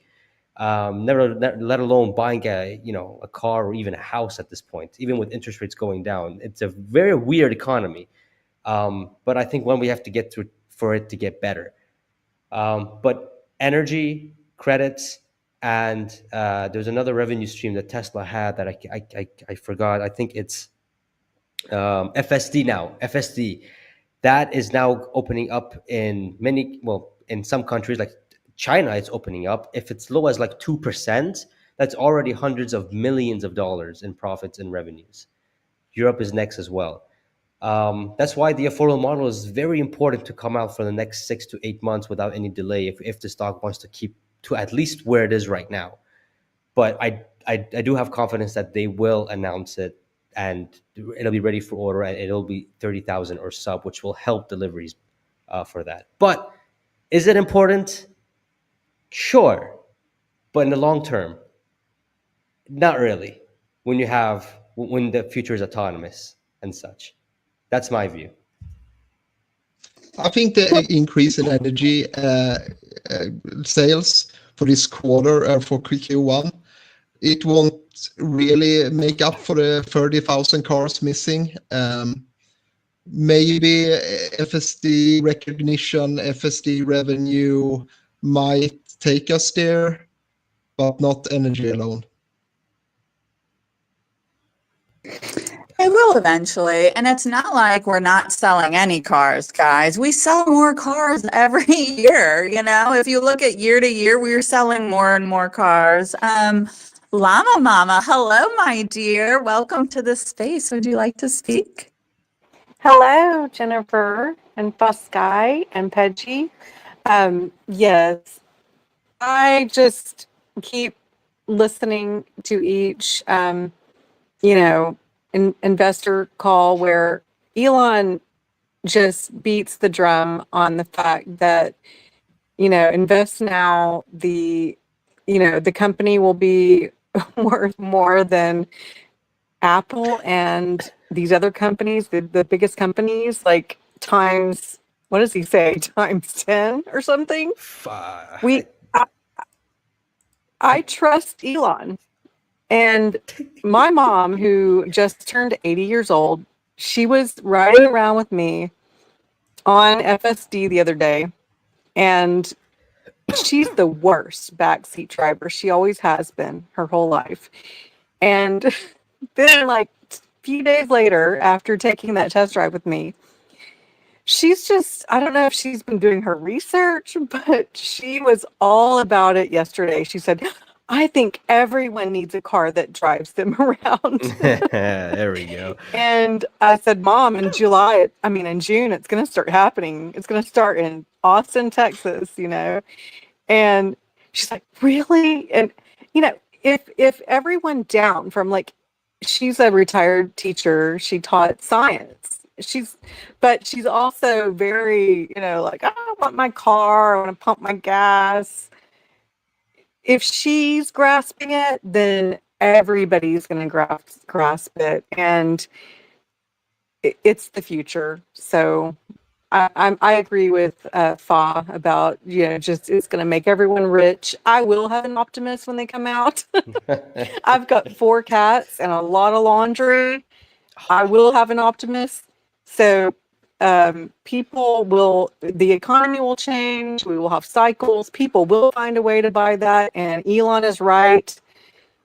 It's awesome. This will be the golden age, like Trump and Elon and the whole cabinet is probably thinking. We just don't know yet. We just have to sit back and watch it happen and do the best that we can, living life in the meantime, but have faith. And that's all I wanted to say. I love this space. Well, thank you. And we love you too. I'm so glad that you came because I never get to see you in spaces. So that made me happy today. And I mean, it's a great point. It's like we just have to get through it. And I understand the concerns of like auto sales will be down for a short period of time, but Tesla does have a huge war chest. Like we have an enormous runway. We're gonna do even better than just surviving, but many other companies are not. And I think we're going to see a lot of the competition kind of fall away. And when this all shakes out, Tesla's going to be stronger than ever. So, I think patience is going to be rewarded greatly in this scenario. Wes, I see your hand is up. Go ahead. Yeah, I just want to address Alexander's concern about our cash position. I think it is around 36 billion right now, and we may in the short term have a negative cash flow, and it could bring that number down a tad. But I do think that the robotaxi networks gross margin contributions are going to offset that fairly soon, meaning first, second quarter next year, maybe third, fourth next year. Meaning, I think we have a window where, there's some concern that we, might have to dip into our cash reserves. And, we've got so much, thank goodness, it's such a well-run company, but that may limit our ability to buy, more chips, for example. I think it was Elon that said that the amount of compute needed for Optimus, sorry about my radio detector here. I'm gonna turn it off. The compute for Optimus seems quite significant. We're probably underpowered in Texas to accomplish both the robotaxi network and quality training for Optimus at the moment. So we might need that money in the short term to buy more chips. I don't know how that's going to affect things, but I'm curious. I guess I don't want to ask Alexander directly, but what I've found when I'm involved in spaces, I don't think most people understand the finances of the robotaxi network. Like, I just think that's lost on people. And it's such a cash machine once it starts getting rolling. It's outrageous. I mean, it's absolutely insane.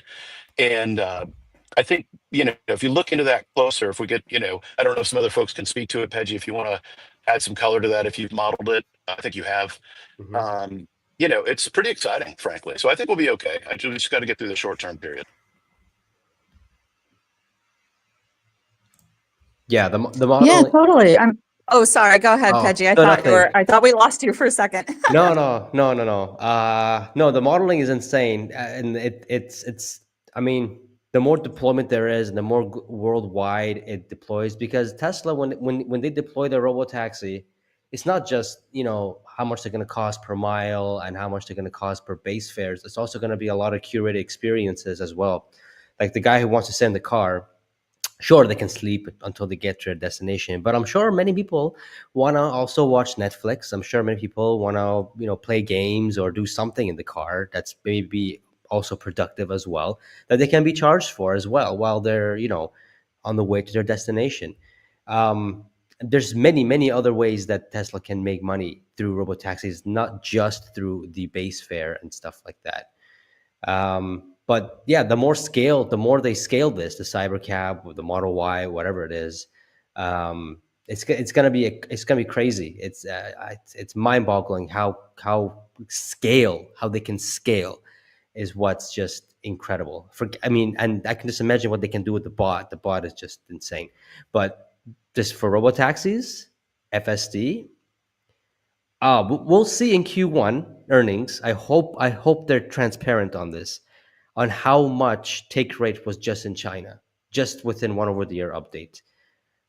I'm just very curious to know.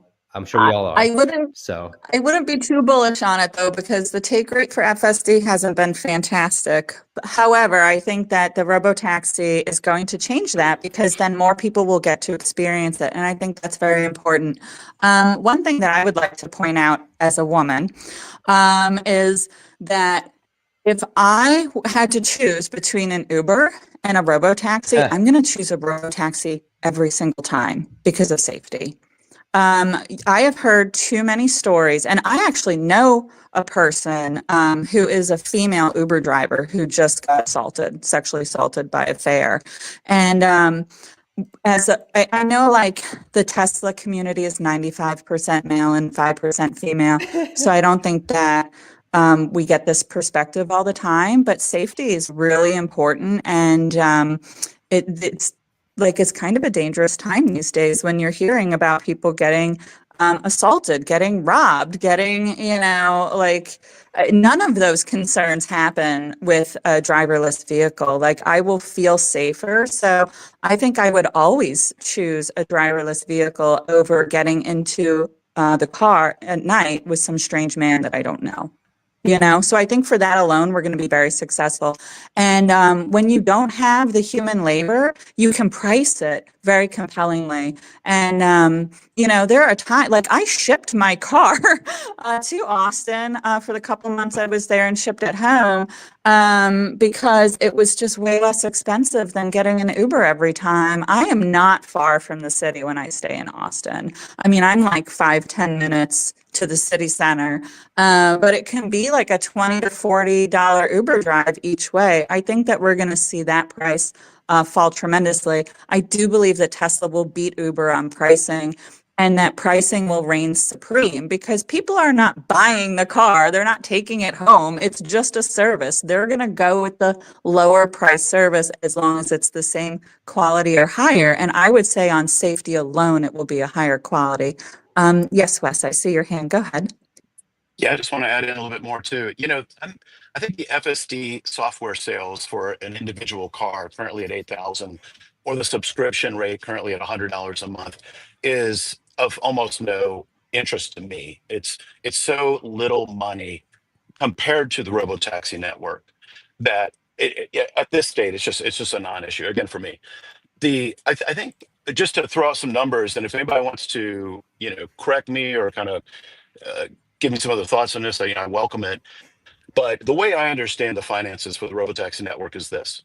Currently, we make as a company about $5,000 per vehicle that we produce, meaning in gross margin. yeah, So that's our gross margin contribution. When we start selling rides, we're going to make about 300,000 per vehicle. So we're going to go from 5,000 per vehicle to 300,000 per vehicle. Now that 300,000 is spread out over the lifetime of the car. That's about a 10-year period. So you're looking at, and this, by the way, I think these are conservative numbers, but That's you great. know, just to be fair, Holy shit, each that's a lot. vehicle running around is going to make in gross margin. Again, I think it's more, but let's say 30,000 in gross margin per year, and that's free money. There's an initial upfront cost for Tesla to make the vehicle, but every single Tesla owned vehicle, once they get past, you know, probably 25,000, 35,000, if we're talking about Model Ys, you know, once we get past that cost, it's just cash coming in. So it's ludicrous how much money there is to be made. And just to add on to a point you made, I totally agree that we are in such a strong position to price this effectively to beat Uber and Lyft. I don't know that we need to. I think the premium, you know, I think that the actual service is going to be so good without a driver. If you're in a cyber cab, I mean, it's beautiful. I was at the 1010 event and it's slick. Like you could charge more money than Uber and Lyft and still beat them. But my understanding of Uber and Lyft is that 70% of the cost of a ride is the driver. So when you remove that cost, the competitive position that Tesla's in is insane. And Uber and Lyft can't do anything about it. They're trying to team with Waymo and perhaps Zoox and stuff elsewhere, but this is going to be a cash printing machine. So again, that's why I don't think the FSD sales currently at 8,000, which I think will go up tremendously. And I think there's also a point where you won't even be able to buy it. But so that's how I see the robotaxi finances. And if anybody's got any, you know, any other input on that, I'd love to hear it. Hi, Habib. Welcome. Hey, all my Habibis. Happy Saturday. Love you guys, all of you guys. Thanks for hosting the space. Wes, my guy, I appreciate it. I do want to just give a little gentle pushback from a place of friendliness. And I just want to talk some numbers. And I think a little bit is lately I've been in this mindset of just kind of curbing our enthusiasm. And only because I think the expectation or the hype is far further than reality. And I just want to say that when Uber launched in 2009, when they first launched as a company, that was in 2009. They didn't go public till 2018 or 2019. When they went public, they were making $14 billion revenue a year. That's after 10 years of launching. Now, I know, like, you know, we're going to have this ability to scale and all that, but it's going to be slow. There is not going to be this ramp of production of robotaxi in year one. Probably not in year two either. I think the scale is going to be, it's going to scale a lot slower than what I hear people talking about. And I just want to let you guys also know, just in 2024, Uber made $40 billion in revenue. Tesla clocked almost $100 billion in revenue and sales. So even at its peak, it's say we were going to do exactly what Uber did, because all we have is to base it on Uber, which is the greatest rides, or sorry, the largest ride hailing service that we have data available to. That's just a quarter of what our vehicle sales revenue was.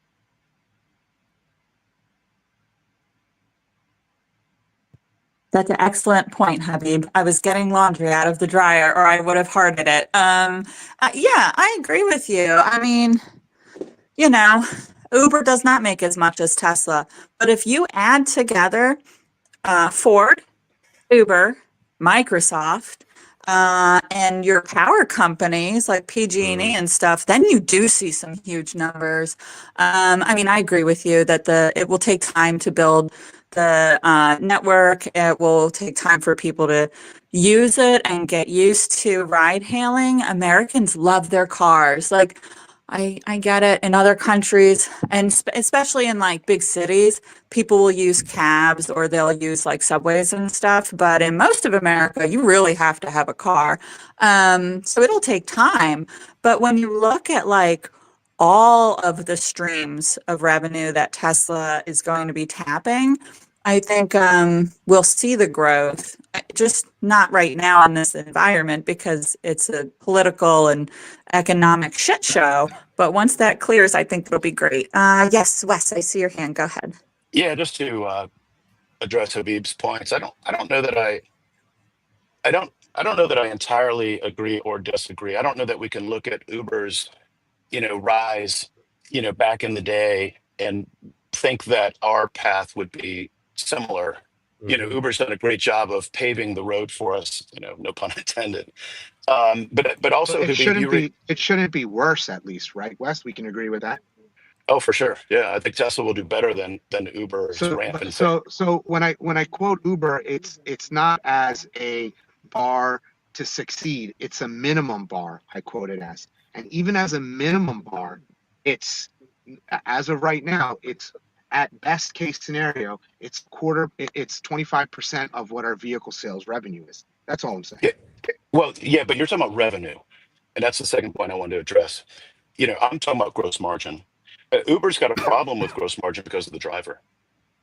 And so, if we have similar revenue, the kind of cash that Tesla's going to produce with the same revenue that Uber has is going to be a whole different world. You know what I mean? And we can take that cash and do anything we want with it. Hopefully, we'll pay dividends soon. But yeah, I don't No, know. no dividend. I guess I don't understand why you would think. Look, I don't know that we're going to roll it out fast, but I do think we're going to have an exponential growth once safety is proven, and these cities kind of gain a comfort level based on our initial tests in Austin and elsewhere. I think our limitation won't be demand. I think it'll be simply regulatory limitation. But when they uncap that, we could go in every city all over the United States. So that's why I think, comparing to Uber, it's just not. I don't know. I just don't see the uh, rate of growth concern that you expressed. Now, I don't know, right? You could be right, but I don't think so. Well, and to that point, we're just talking about Uber and Lyft, but I think we forget about like Blacktown cars and regular cabs and also just regular mass transit. Like if I have the option, well, first of all, when I'm in New York City, I won't touch the subway. I won't do it. So I cab it everywhere, or someone will send a car for me. And a lot of companies in Manhattan, they use the black town cars, if you guys are familiar at all, and they just use a car service, right? Now, are we going to replace those car services? I feel like we might. I mean, I could even see companies buying their own car because they use those car services so much, and it would even make sense for them to maybe have a small fleet so that they always have access for their executives and their employees and stuff to use the car service. And when you don't have to coordinate with another human for them to drive it, it makes it very easy then for companies to maybe keep a few cars just for themselves and run that software, So I think there's so many little demands that we're not thinking about because they're very regional, But if you think about who is using car services, it's going to be those major cities. And in major cities, the demand is huge in San Francisco, New York, LA. I think we're going to see a good amount of demand. Hi, Fa. Would you like to speak, our host? Yeah, great point bringing up skeptical about robotaxi.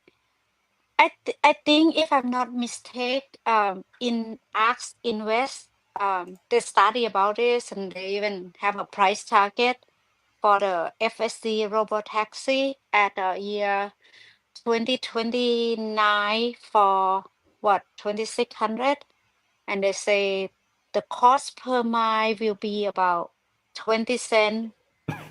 Now Elon is go back to Elon, become first buddy with Trump right now with the president. He go work on lift up the regulation for his project, for his baby, the robot taxi, to be working over United States of America, right? And I hear it somewhere, there's out there somewhere that I hear it. The price will be even cheaper than the bus. So that's where I put it out there. So if I'm the person who have to take bus from Marin County to downtown San Francisco for $7, and the gold shiny thing that I can sit there by myself, drive safely in the lane that can go, cost $6. I will do that wholeheartedly. And just a normal human behavior, right? You check the price before you do the shopping. Like if I'm gonna go to airport from my house and it's $100, and the robot the gold shiny thing that I can sit there is don't have to listen to the weird radio or smelly driver. It's cost $40. I gonna do that. So I might be wrong, but I think compare the gold shiny thing to Uber, it just didn't sound right. Yes, go ahead, Jennifer, and then Habib. Yeah, so I'm so glad that you brought up that Elon is first buddy, because I think it's really important. And I understand what Alexander's saying about brand damage, but Elon is a very smart man. And I think that he knew going in that there were going to be negatives to this, but that the positives outweighed the negatives. And the truth of the matter is that for the last several years, the Democrats have abandoned Elon and were working against him. They were fighting him with lawfare, with regulation. The FAA wasn't approving stuff. Fish and Wildlife was giving him a hard time, and not only at SpaceX, at all of his companies. And I think that Elon only got involved because he had to get involved. And if that caused a little short-term brand damage, then so be it, because I do believe in the long term that Tesla and his other companies are going to have a huge advantage by him running Doge and being a part of this and being able to have an effect on our future policies. I think that it was paramount for the company's survival in the long term. And like I said, Elon thinks in decades and centuries, not in days and months and stuff. So while I can acknowledge that there has been some brand damage in some areas, there's also been some promotion of the brand, especially on the right. So as some of you know, my family is very Republican, so much so that my sister is an elected official in the Republican Party. And we are very involved in Republican stuff in Virginia. And what I hear more and more from the people that I run into in that camp is very pro Tesla. And before they weren't, So did we maybe lose some people in the short term? Yes. Did we gain others? Yes. And the long and the short is we have the most compelling vehicles on the planet. And that is going to be what we see in the long term. In the short term right now, is everybody upset with, shaking the snow globe? Of course. But it was something that had to be done, because if it wasn't swiftly, all the companies would have, major problems with regulation and with the government because of what was happening. So I think that it was a necessary evil. And I'm proud of Elon for doing what needed to be done, even though it was hard, because that is a very hard choice to choose to be hated while you're fixing the country. So that's all I wanted to say. Go ahead, Habib. Wait, did we lose Habib? I think we lost Habib. It might be connection issues. Darn Yeah, he it. gets I know. connection issues a lot. So Oh, I he'll probably know. come I think back. Spaces is having connection issues. It shut down on us this morning. So, anyways, that's all I had to say. Well, Jennifer, Well, that was so well said. I mean, I agree completely with everything you just said for the past couple minutes. We just, like I said, also, we just have to trust that these geniuses that we are looking to and that we have invested in know exactly what they're doing, even at the cost that we see playing out. It will smooth over this is the best, most compelling cars, the robotaxi program. It's all Optimus. It's just, I don't think that Elon can stress enough on his investor calls what it's going to be like for us. Same thing goes for Trump. I don't think he can really stress enough. I think he's just sitting back and thinking, they'll see. Everyone will see. It's going to be good. You have to stay optimistic.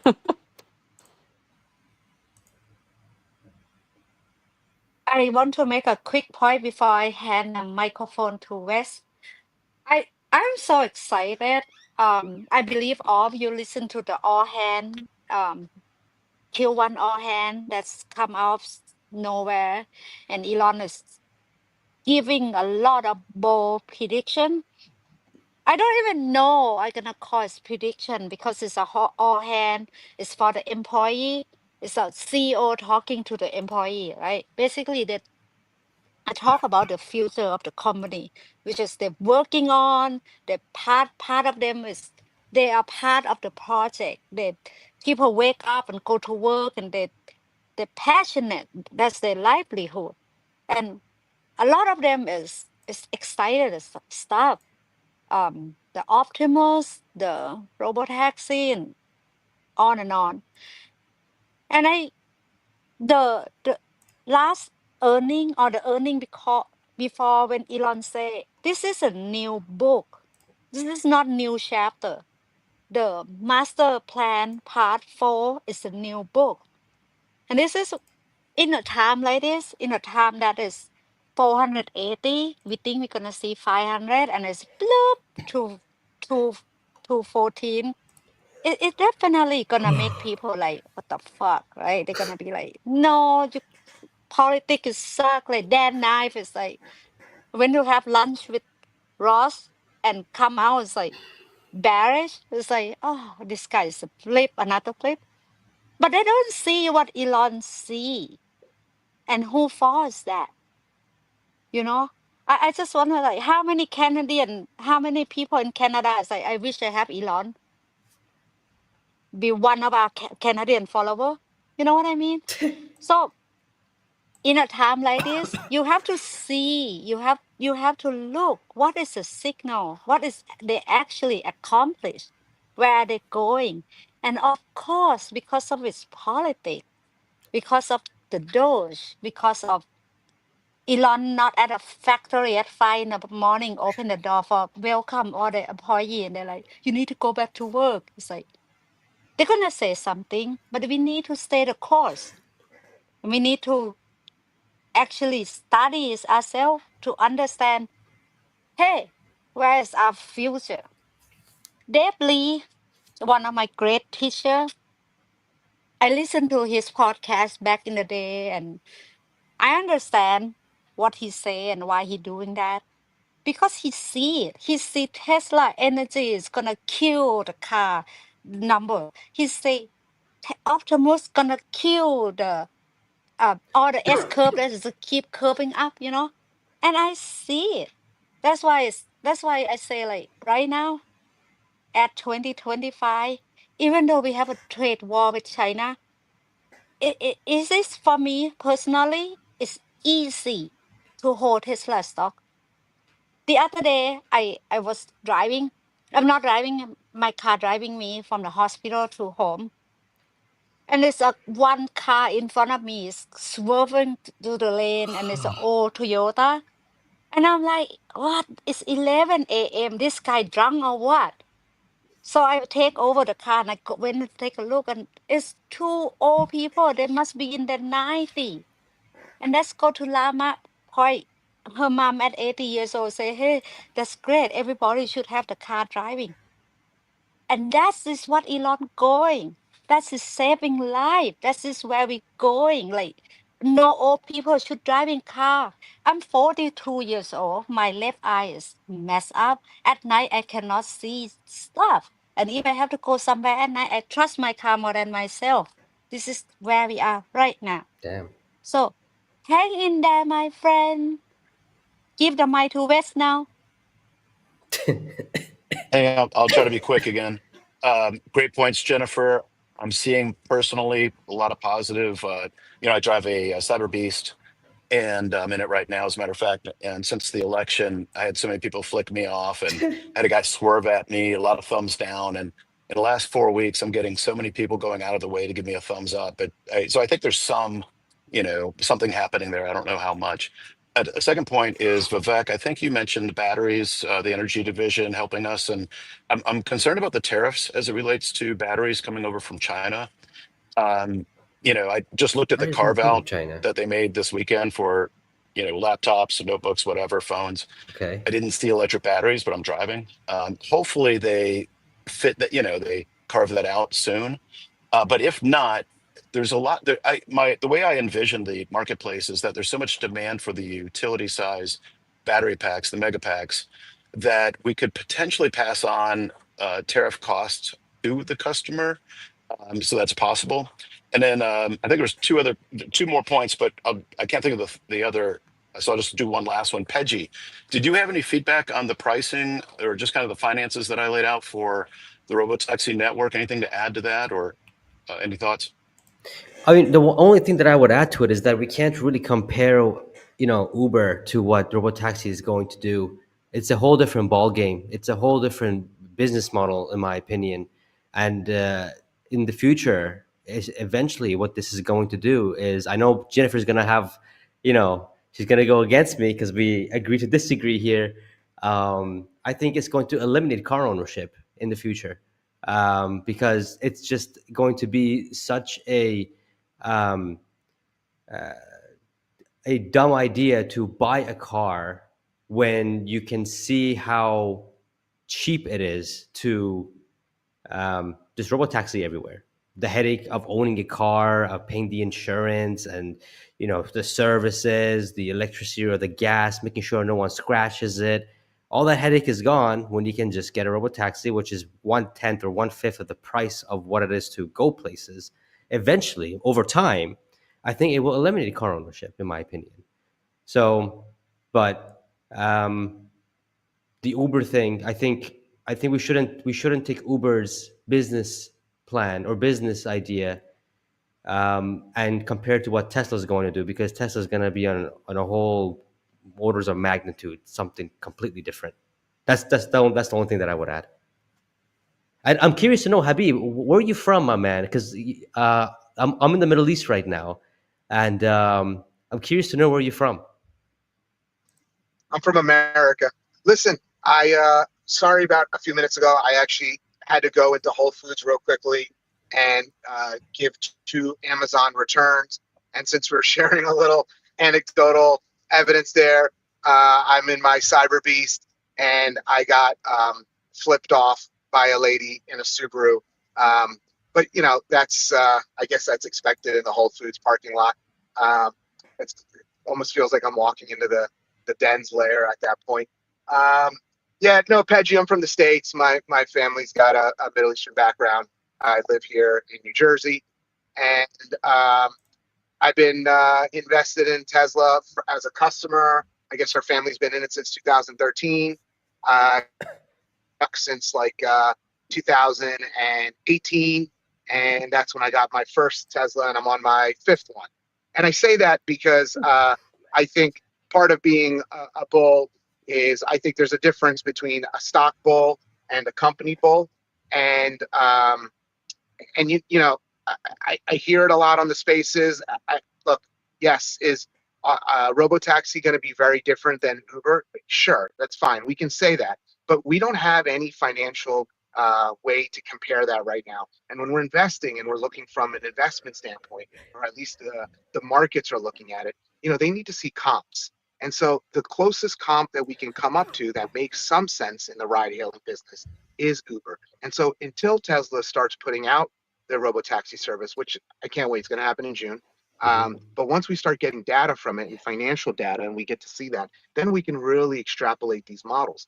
But until then, I just think like this is like exactly what Elon's lawyers have said. It's just more of corporate puffery when we're like, it's going to be on a scale that's unimaginable. And I think it's great to have that vision, and I'm really looking forward to that. But just in a little bit of a shorter timeline, like maybe at least a 4 or 5 year investment theory for some of the retail investors, I think some of these questions are valid. And we need to be able to have a conversation with numbers and evidence more so than just like this positive flowing emotions, because, you know, not everyone's going to buy that. That's a good point. And Pedgy's right. Oh, by the way, did I fix my volume at all? Am I still crazy loud? I did. One of my friends in the space messaged me and said I was crazy loud. So I'm trying to Feeling be like you're No, in you less space sound loud. right great. now. You sound great. You Kidding. sound great. Okay, good. I didn't want to blow it up. Yeah, I think Americans are always going to own vehicles. I know of people, I mean, I don't want to call anybody out, that have $1 million vehicles. It doesn't always have to make financial sense. Americans love their cars. Also, if you have children, child safety seats, you're not moving them from car to car. You're just not. So that golf clubs, other stuff you want to leave in your cars is not going to change. But I think that some people will absolutely move towards the robo-taxi. What I could see is households keeping vehicles because they're enthusiasts or owning only one car instead of owning two cars and then using a robo-taxi instead of a second car. So that's my opinion. But Peggy and I have been over it so many times. That's how he was like, Jennifer's going to go against me. Because we have a car culture in the United States, but every country is going to be different. And some countries don't have a car culture, and perhaps they will go towards robotaxi more strongly, you know. Vivek, I see that your hand's up. Go ahead. Yeah, no. I always just want to give a shout out to Habib. Like he always liked to, bring like things grounded in reality, and I always appreciate his perspective because he's totally like in like I would say like a total hyperbole given the fact that like he's got like all of those cars and he's got a lot of experience with multiple products. He also has other EVs too, so he's got a pretty good well-rounded perspective. So just wanted to shout out Habib and say how much I appreciate him. But then on the second front, um, Wes, you were asking me what I think about like batteries in the whole tariffs and stuff like that. And I think you bring an interesting point because obviously China owns like the supply chain for probably 70 to 80% of the batteries like in the world, and that's no joke. And I kind of wanted to zoom it out a little bit further too because I know Tesla has worked on building a lithium refinery in Texas, which is great. And then there's also this whole rhetoric about reshoring manufacturing. That's all fine and dandy, but at the end of the day, though, I come from manufacturing, and I know for a fact that 95% of titanium is refined in China. So the titanium sponge that's used to make the titanium alloys that is used to make your iPhone ultimately will still come from China. They own like ports in Africa. They own ports in mineral rich countries that they're able to minimize cost of shipping. And right now, developing countries are kind of like stuck in this place where they're shipping their raw minerals to be refined in China. Their refinery supply chain is probably the most mature in the entire world. So like I think there's like I think it's great, yes, bringing manufacturing on board, but I like and I totally understand like the subterfuge that happens and the espionage and happens too, like the protecting of IP. And there's things that are being worked to like mitigate those issues, like building metals recycling facilities here in the United States. So like so you can recycle scrap. I know a couple companies that are working in that space, as well as Redwood Materials, which is JB Straubel's baby. Elon's former right hand man, setting up a battery recycling supply chain. But that those things take so much time that I think these are very large, long scale, long term scale sort of like themes too, that I think we forget. Like I think we get super enthusiastic about it, and we talk about it as if it's, oh, this is just going to happen, blah blah blah blah blah. Like, yeah, in 5 years, yay! And it's like, nah. Well, we don't even know what sort of geopolitical sort of things are going to happen. We didn't know Russia was going to invade Ukraine in 22, right? Like, there's so many things that could potentially happen from a geopolitical perspective that we don't even know how these things are going to shake out. So, I guess that's kind of where I was going to land my plane. Vivek, I have a quick question for you on that same thought.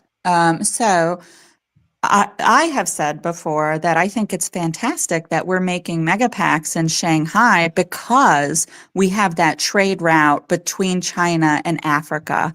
And China is currently supplying most of their long duration energy storage. Do you know how that affects Tesla? Is that a positive for Tesla, or does it not matter because they're an American company? I think, so I don't know if you've read Elon's Walt Isaacson book, but in it, they talk about how he basically tapped one of his like college best friends who's of Chinese descent to like kind of help kind of shape the deal with which they were able to like set up that gigafactory. And obviously that probably lay the foundation for them to be able to build the mega factory that they're building over there.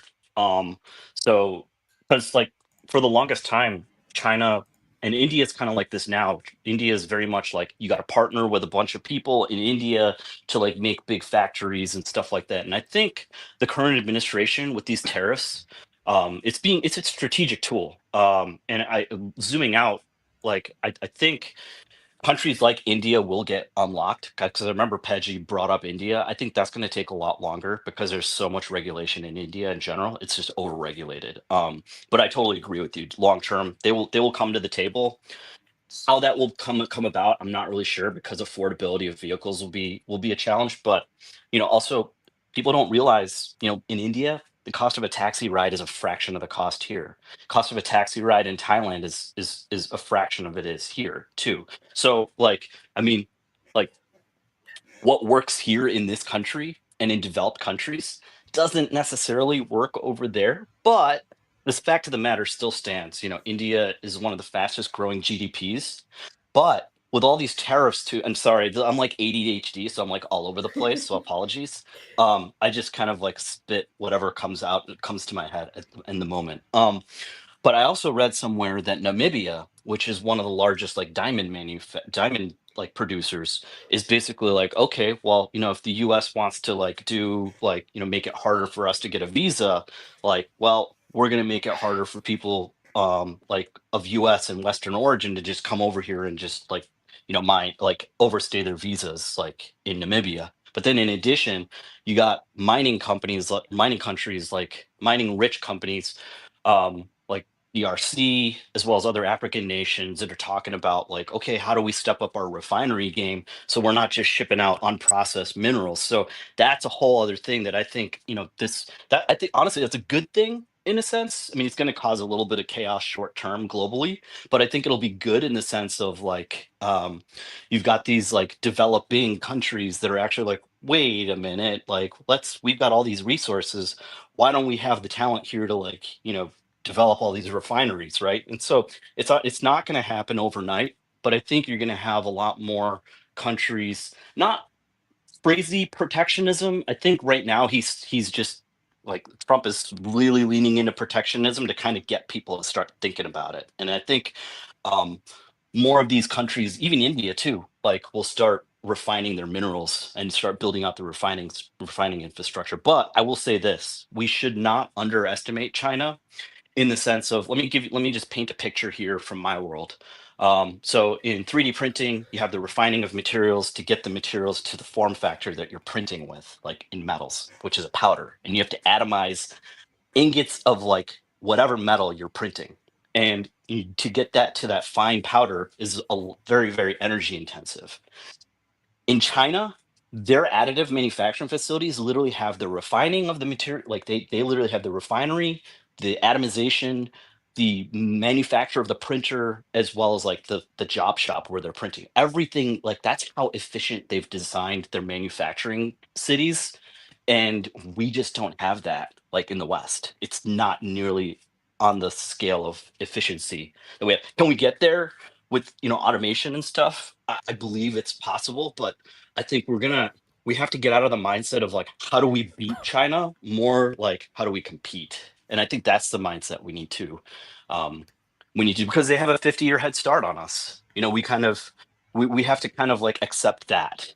We kind of have to swallow that and swallow a little bit of our pride there, and just kind of like, okay, what can we do to kind of be more agile? And I think that's the mind frame that we should have on the West in terms of like attacking this geopolitical sort of thing.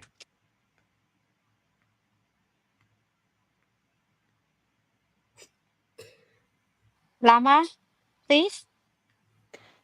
Hi, in the Jumbotron, I posted a link to an article that Tesla is building a massive megapack factory in Brookshire, Texas, which is about, I don't know, maybe an hour and 10 minutes from Giga, Texas. Yeah, and if it's built out as quickly as the refinery, it'll be, producing batteries in no time right here in Texas near the factory.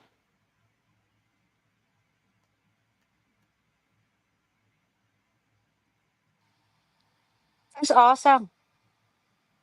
I will look into that. Habib, please.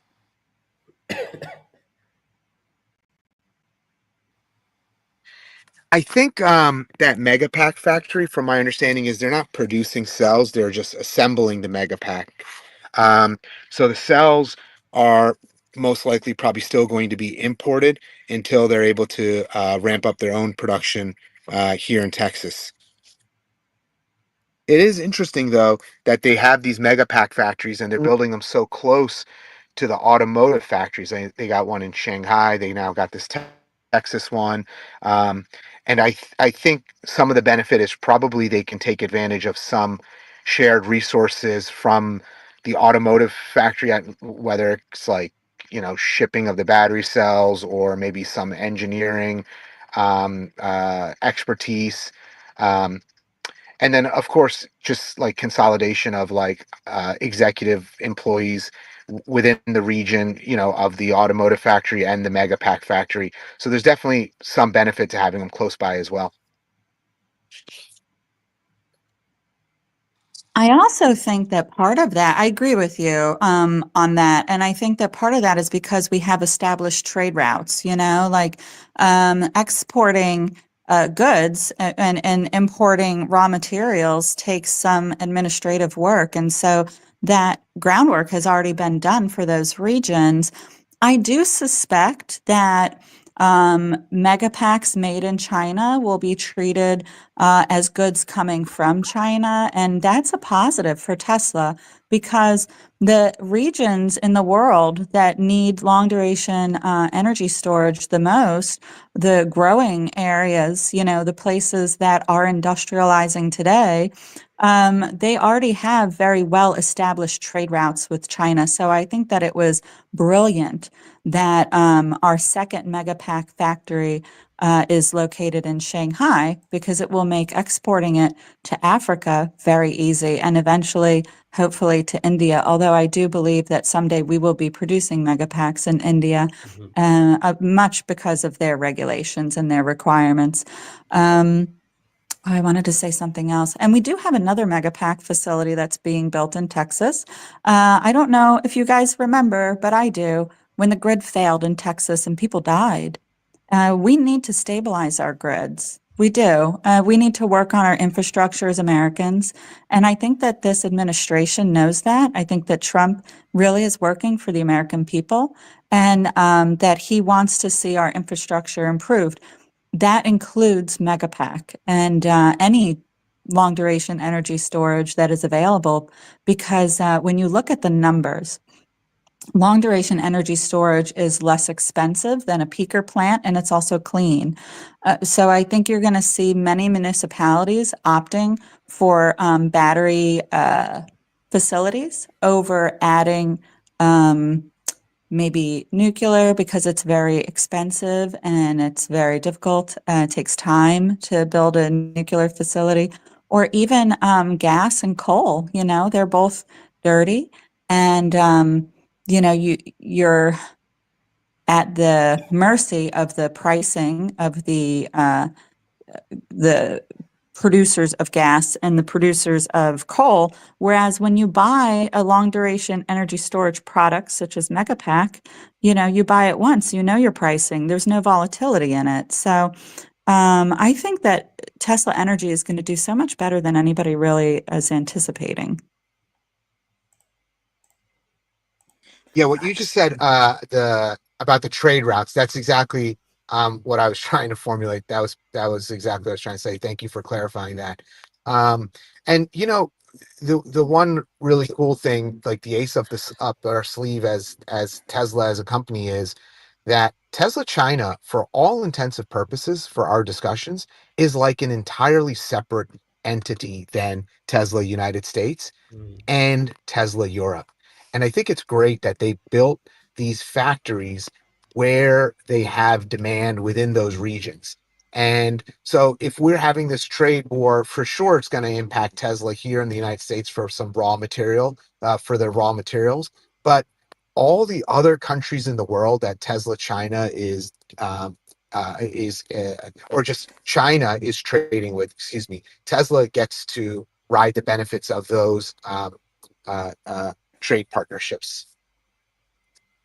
That's a fantastic point. I'm glad that you brought that up. Yeah, no, you're right. I mean, during this trade war, there are going to be winners and losers. But what's definitely going to happen is that the United States and China are both going to try to win friends. And winning friends means changing their tariffs. And so, what's beautiful about Tesla is that we have access to both. So, where, say, Europe might maybe they make a deal with China. Maybe they make a deal with the US. We don't know. But it doesn't matter who they make a deal with. We're in both markets. We have both sides of the coin. Not many companies can say that. Apple is not manufacturing in the United States. They're only manufacturing in China. So they're really beholden to what happens in China, whereas we have so much more flexibility as a company. I have great faith in Elon. Have we heard of any other executives aside from Tom Zhu who came from China and did I think almost 18, was it 18 months here in Austin? Have we heard of any high level executives uh, do that kind of transplant, vice versa? Whether it's Lars or even the design team, or is Tom Zhu really been the highest, other than how Elon will go back and forth occasionally? Do you mind if I take that? Go for it, Vivek. Yeah. From my reading, one sec, I just want to get my hand out of the way. Um, from what I've read, like Tom is basically the equivalent of like a Tim Cook. Because if you go back to the days when Steve was still alive, Tim was basically Tom's. He's the one who basically set up the Chinese supply chain, for Apple, and so he's an ops guy. He's a total ops guy, and basically the reason why they brought him over was to optimize like the production workflows in all the facilities in North America as well as in Berlin. That was like the key reason why he was brought like to the West for a bit. And then they sent him back to Shanghai because I think there were obviously troubles in Berlin getting that facility going up. And then, obviously I used to work at a company that was based in Austin, so I used to see when the Austin facility was being, coming up, and be like once every other month, and I'd be like, whoa, that is fast. Like I just drive by it and it was just like, whoa, that's like how quickly they were going. But I mean, a lot of that is because of Tom Chu. Like I think you bring up a really good point there. Because a lot of people are like, oh, what happens, if Elon, leaves the company, and he's hinted at, he doesn't want to do Tesla full time forever, right? Like because SpaceX is his baby. So there's redundancies in place. Obviously, I don't want to go down that path right now because we don't want to get too far ahead of everything. But yeah, I don't know of anybody else though that has earned, that level of trust within the organization other than the AI team. Ashok obviously has earned a lot of like trust with Elon, and obviously you have Franz, he's basically his Johnny Ive. Um, but yeah, I think that's a really good question though. I don't know if anybody else So from China. the reason why I mentioned that is just because at the same time, like, how I say that they're two separate companies from a business perspective and a financial or a tariff perspective in most recent days or recent weeks.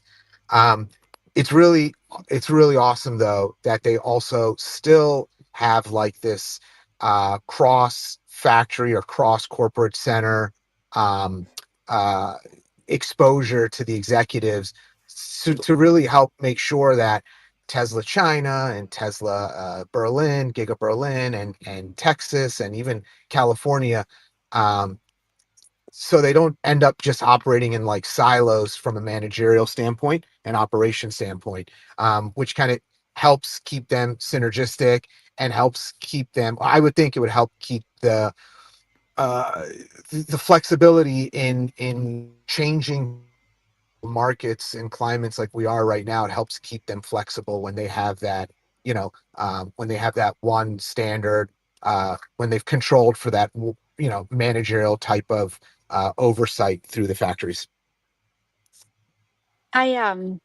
So this is so much fun. Thank you all of you.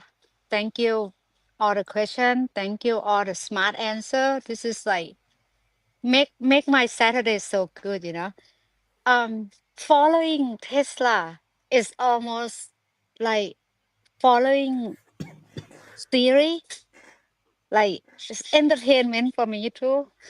I don't know if anyone entertained, but I'm entertained. People freak out sometimes, especially my husband. He's like, "Pa, all our money in Tesla. What if Elon die?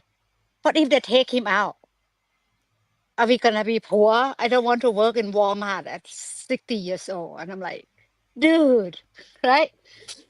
La France, Tom Su, and that lady Grace Grace Tao. I don't know how to say her name. That's a four Asok 5, and there's another lady in autopilot team. She's Asian. There's 6 of them that I know of, that I follow them on X, that they actually say stuff about Tesla, and they've been doing more and more. Send Elon involved in those, and that's and I don't want Elon to say, "Hey, I want to back out. I want to have another baby company. I want to go starting another company. We have Tom Su run Tesla." I don't want that. I want Elon to run it. Dude, you alien. You have 30 hour a day. All of us have 24 hour and we have to sleep, right? But to for my own insanity and from the healthy of money in Tesla stock, all these people step up and communicate with us, and even the guy in Giga Berlin, when they ask him about, "Hey, are we not selling car in Europe this quarter?" He's like, "No, we still pumping up car. I don't know. We still gonna sell car." So even that guys make my heart full. You when you invest in Tesla, hat off to Vivek and Habib and whoever that's all of you that stay with Tesla since 2013, because stop doing nothing until 2019. Hat off to you guys, right? I I I saw the run up in 2019. I have a few share. I have like 10 share and it's run up, and I'm like, geez, why am I diversified? What is going on? What is wrong with me? So I started Tesla, head down, 30 hour, 20 hour, 30 hour a week. I give my ear to Tesla. I'm like all in, and I'm start create my portfolio bigger. Year 2020 and year 2022, I was all in at 379, and it's go down to 100. I went to that roller coaster, and this is why I say it's hard when they're not telling us how many take rate of FSD, and if the left take Elon out, who's next to you? Who's take care of this business? So it's hard. It's make all of us like, that's a valid question. However, since this in this past 82 day, 81 day, since Elon involved with Doge, and all this name that I mentioned came out and talk more about Tesla, it's giving me a little bit of relief, you know? So I welcome all of you guys question and input about this. Do you sleep well at night? What do you see and who you think is gonna be behind Tesla? West first and then Habib, please. Yeah, I just want to give a shout out to the ladies in here. You know, if I ever meet somebody with your all's understanding, Llama Mama, Jennifer, Fa, in the wild, the first thing I'm going to say is yes. And they go like, "What are you talking about?" Yes, I'll marry you. Like, holy shit, you guys have some chops. Llama Mama, your energy understanding was really impressive. I mean, that's awesome. So maybe we can get you guys to bring your friends into the community. We need a lot more women in it. And then secondly, I think we need to make a Tesla dating app, right? Makes a lot of sense to me. But anyway, shout out, guys. Great job today. Dude, I'm single, so I need to find my Tesla queen. So yeah, I'm totally all about that. Right on. I am single. FYI, everyone. Me too. Oh my God, that's crazy. I think I got my husband into it. Now he talks about Elon more than I do. You know, My- I wanted to say, like, I started joining this space. Um, it felt like maybe December. It just happened to be I was at work, and sometimes on Saturday it's like a little chill. So I'd get on X, and I started seeing Peggy and Fa have this space. And so I started listening to you guys, and I loved it because during the week we have all these spaces, but I've been really excited about this Saturday space, and then I met Jennifer through this space as well, and Llama Mama. Like I've just always been fascinated with Llama Mama just because of like llamas are just so awesome, and I like love that branding. I've told her that before, but yeah, I really appreciate your space, and I love being part of this community. And a big shout out to you guys, to you women especially, 100%. I resonate those same words that Wes said. And I wanted to just kind of piggyback on what you were saying, Fa, earlier, was about Elon and his time commitment. You know, like I know somebody like intimately, very personal. Uh, Sorry, whoa. sorry, that was my phone. And who's a CEO of a startup company, and we're gonna maybe go public in the next year or so, and it's a much smaller company than Tesla's revenue is. Okay, but this guy is not he's not in the office fixing computers anymore like back in college. He is out meeting with local politicians. He's meeting with local people and leaders in the community. He's meeting with his suppliers, and he's basically doing what Elon is doing, just at a much smaller scale. So a lot of people are like, oh, Elon needs to get back to Tesla. And I'm like, no, he doesn't. Actually, this is fine because clearly, when I was talking about Tom Zhu, what I was trying to allude to as well is that Tesla has generals in place that are allowing Elon to have the freedom to focus on the bigger vision of the company, not just the Facts.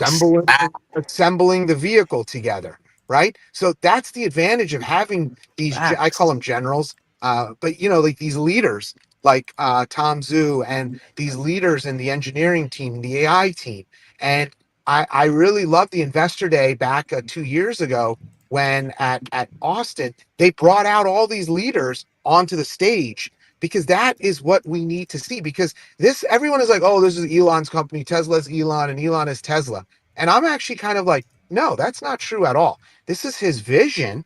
This is his long-term plan, his master plans. but it's the generals that are running it and unfolding it. And that is the way a company should be.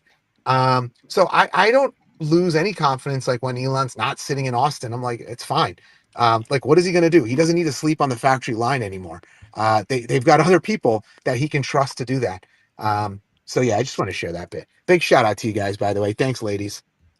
Now I gotta say, Habib, Oh, that's a very strong point, really, and it kind of frustrates me that a lot of people still think that, oh, if Elon goes away or dies, or the company's gonna go bankrupt and stuff.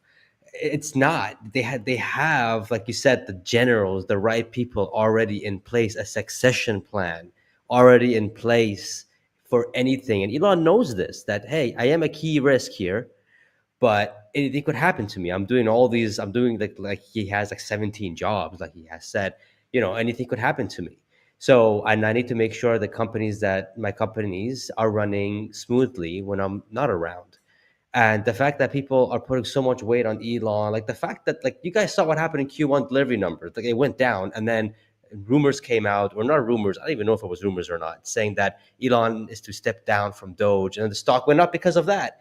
So there's a lot of people that still think, a lot of investors still think that, but it's crazy that they're not seeing that there's a structure in the company, that Elon is not as much needed, and as the years go on, he gets less and less relevant, whatever, in that country, in that company. So no, that's a very strong point, Habib. Very good one.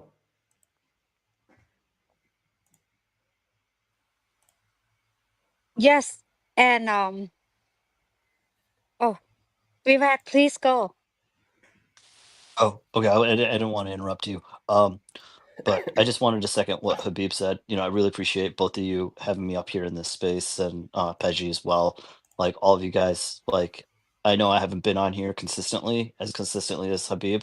I haven't been on this platform as like very consistently, but I'm working on that. I was working through some things, but I just want to say how much I appreciate you guys and gals. I just just this whole community in general, where we can just kind of like, we don't all agree on everything, on how everything's going to shake out, but we can still have like a productive, like civil, like discussion about it and everything. And I appreciate everybody's perspective, because y'all know stuff that I don't know, and I know stuff that y'all don't know, right? And so that's the best way for us to kind of like get a better understanding for like what it is we're invested in and stuff like that. So I just want to say how much I appreciate you guys' perspective.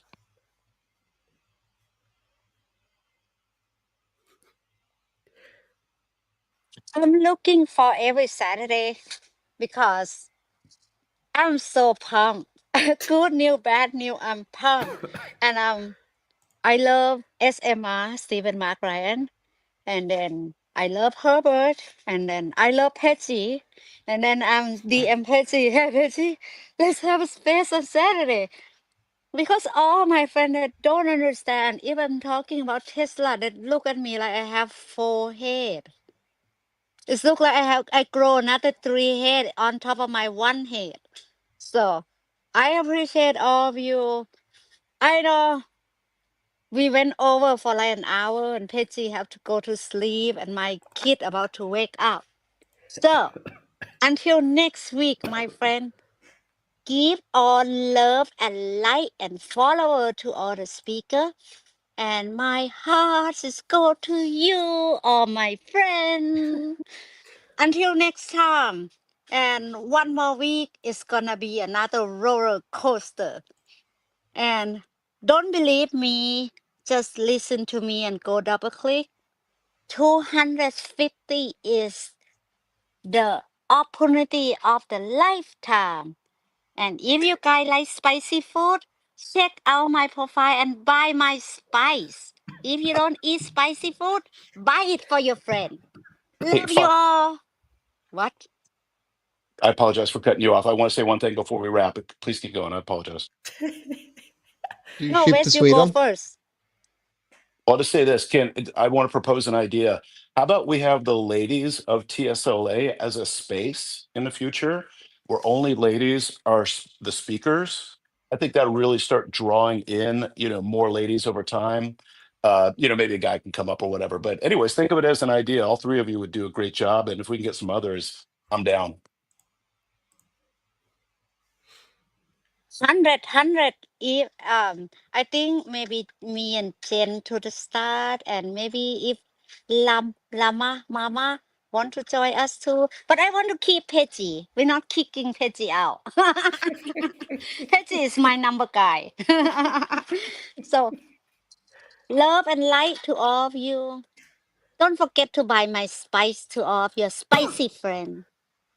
All right, until next week. Bye bye. See you Bye. guys. See you. Bye, guys. You guys.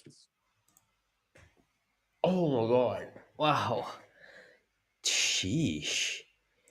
Guys, that went on for almost 2.5 hours. Oh my god! And it's almost 1 a.m. where I am, and I need to go to bed. But I'll come out with a video tomorrow. I didn't come out with a video yesterday because I was busy with family. But tomorrow, I'm gonna come out with a video. So, interesting. I mean, the chat was pretty darn interesting, but sheesh. All right. I'll see you guys in the next video. All right. Make sure you guys smash that like button, hit subscribe if you haven't already. I love you all. I'll see you guys in the next video. I'm gonna catch some sleep. Love y'all. See ya.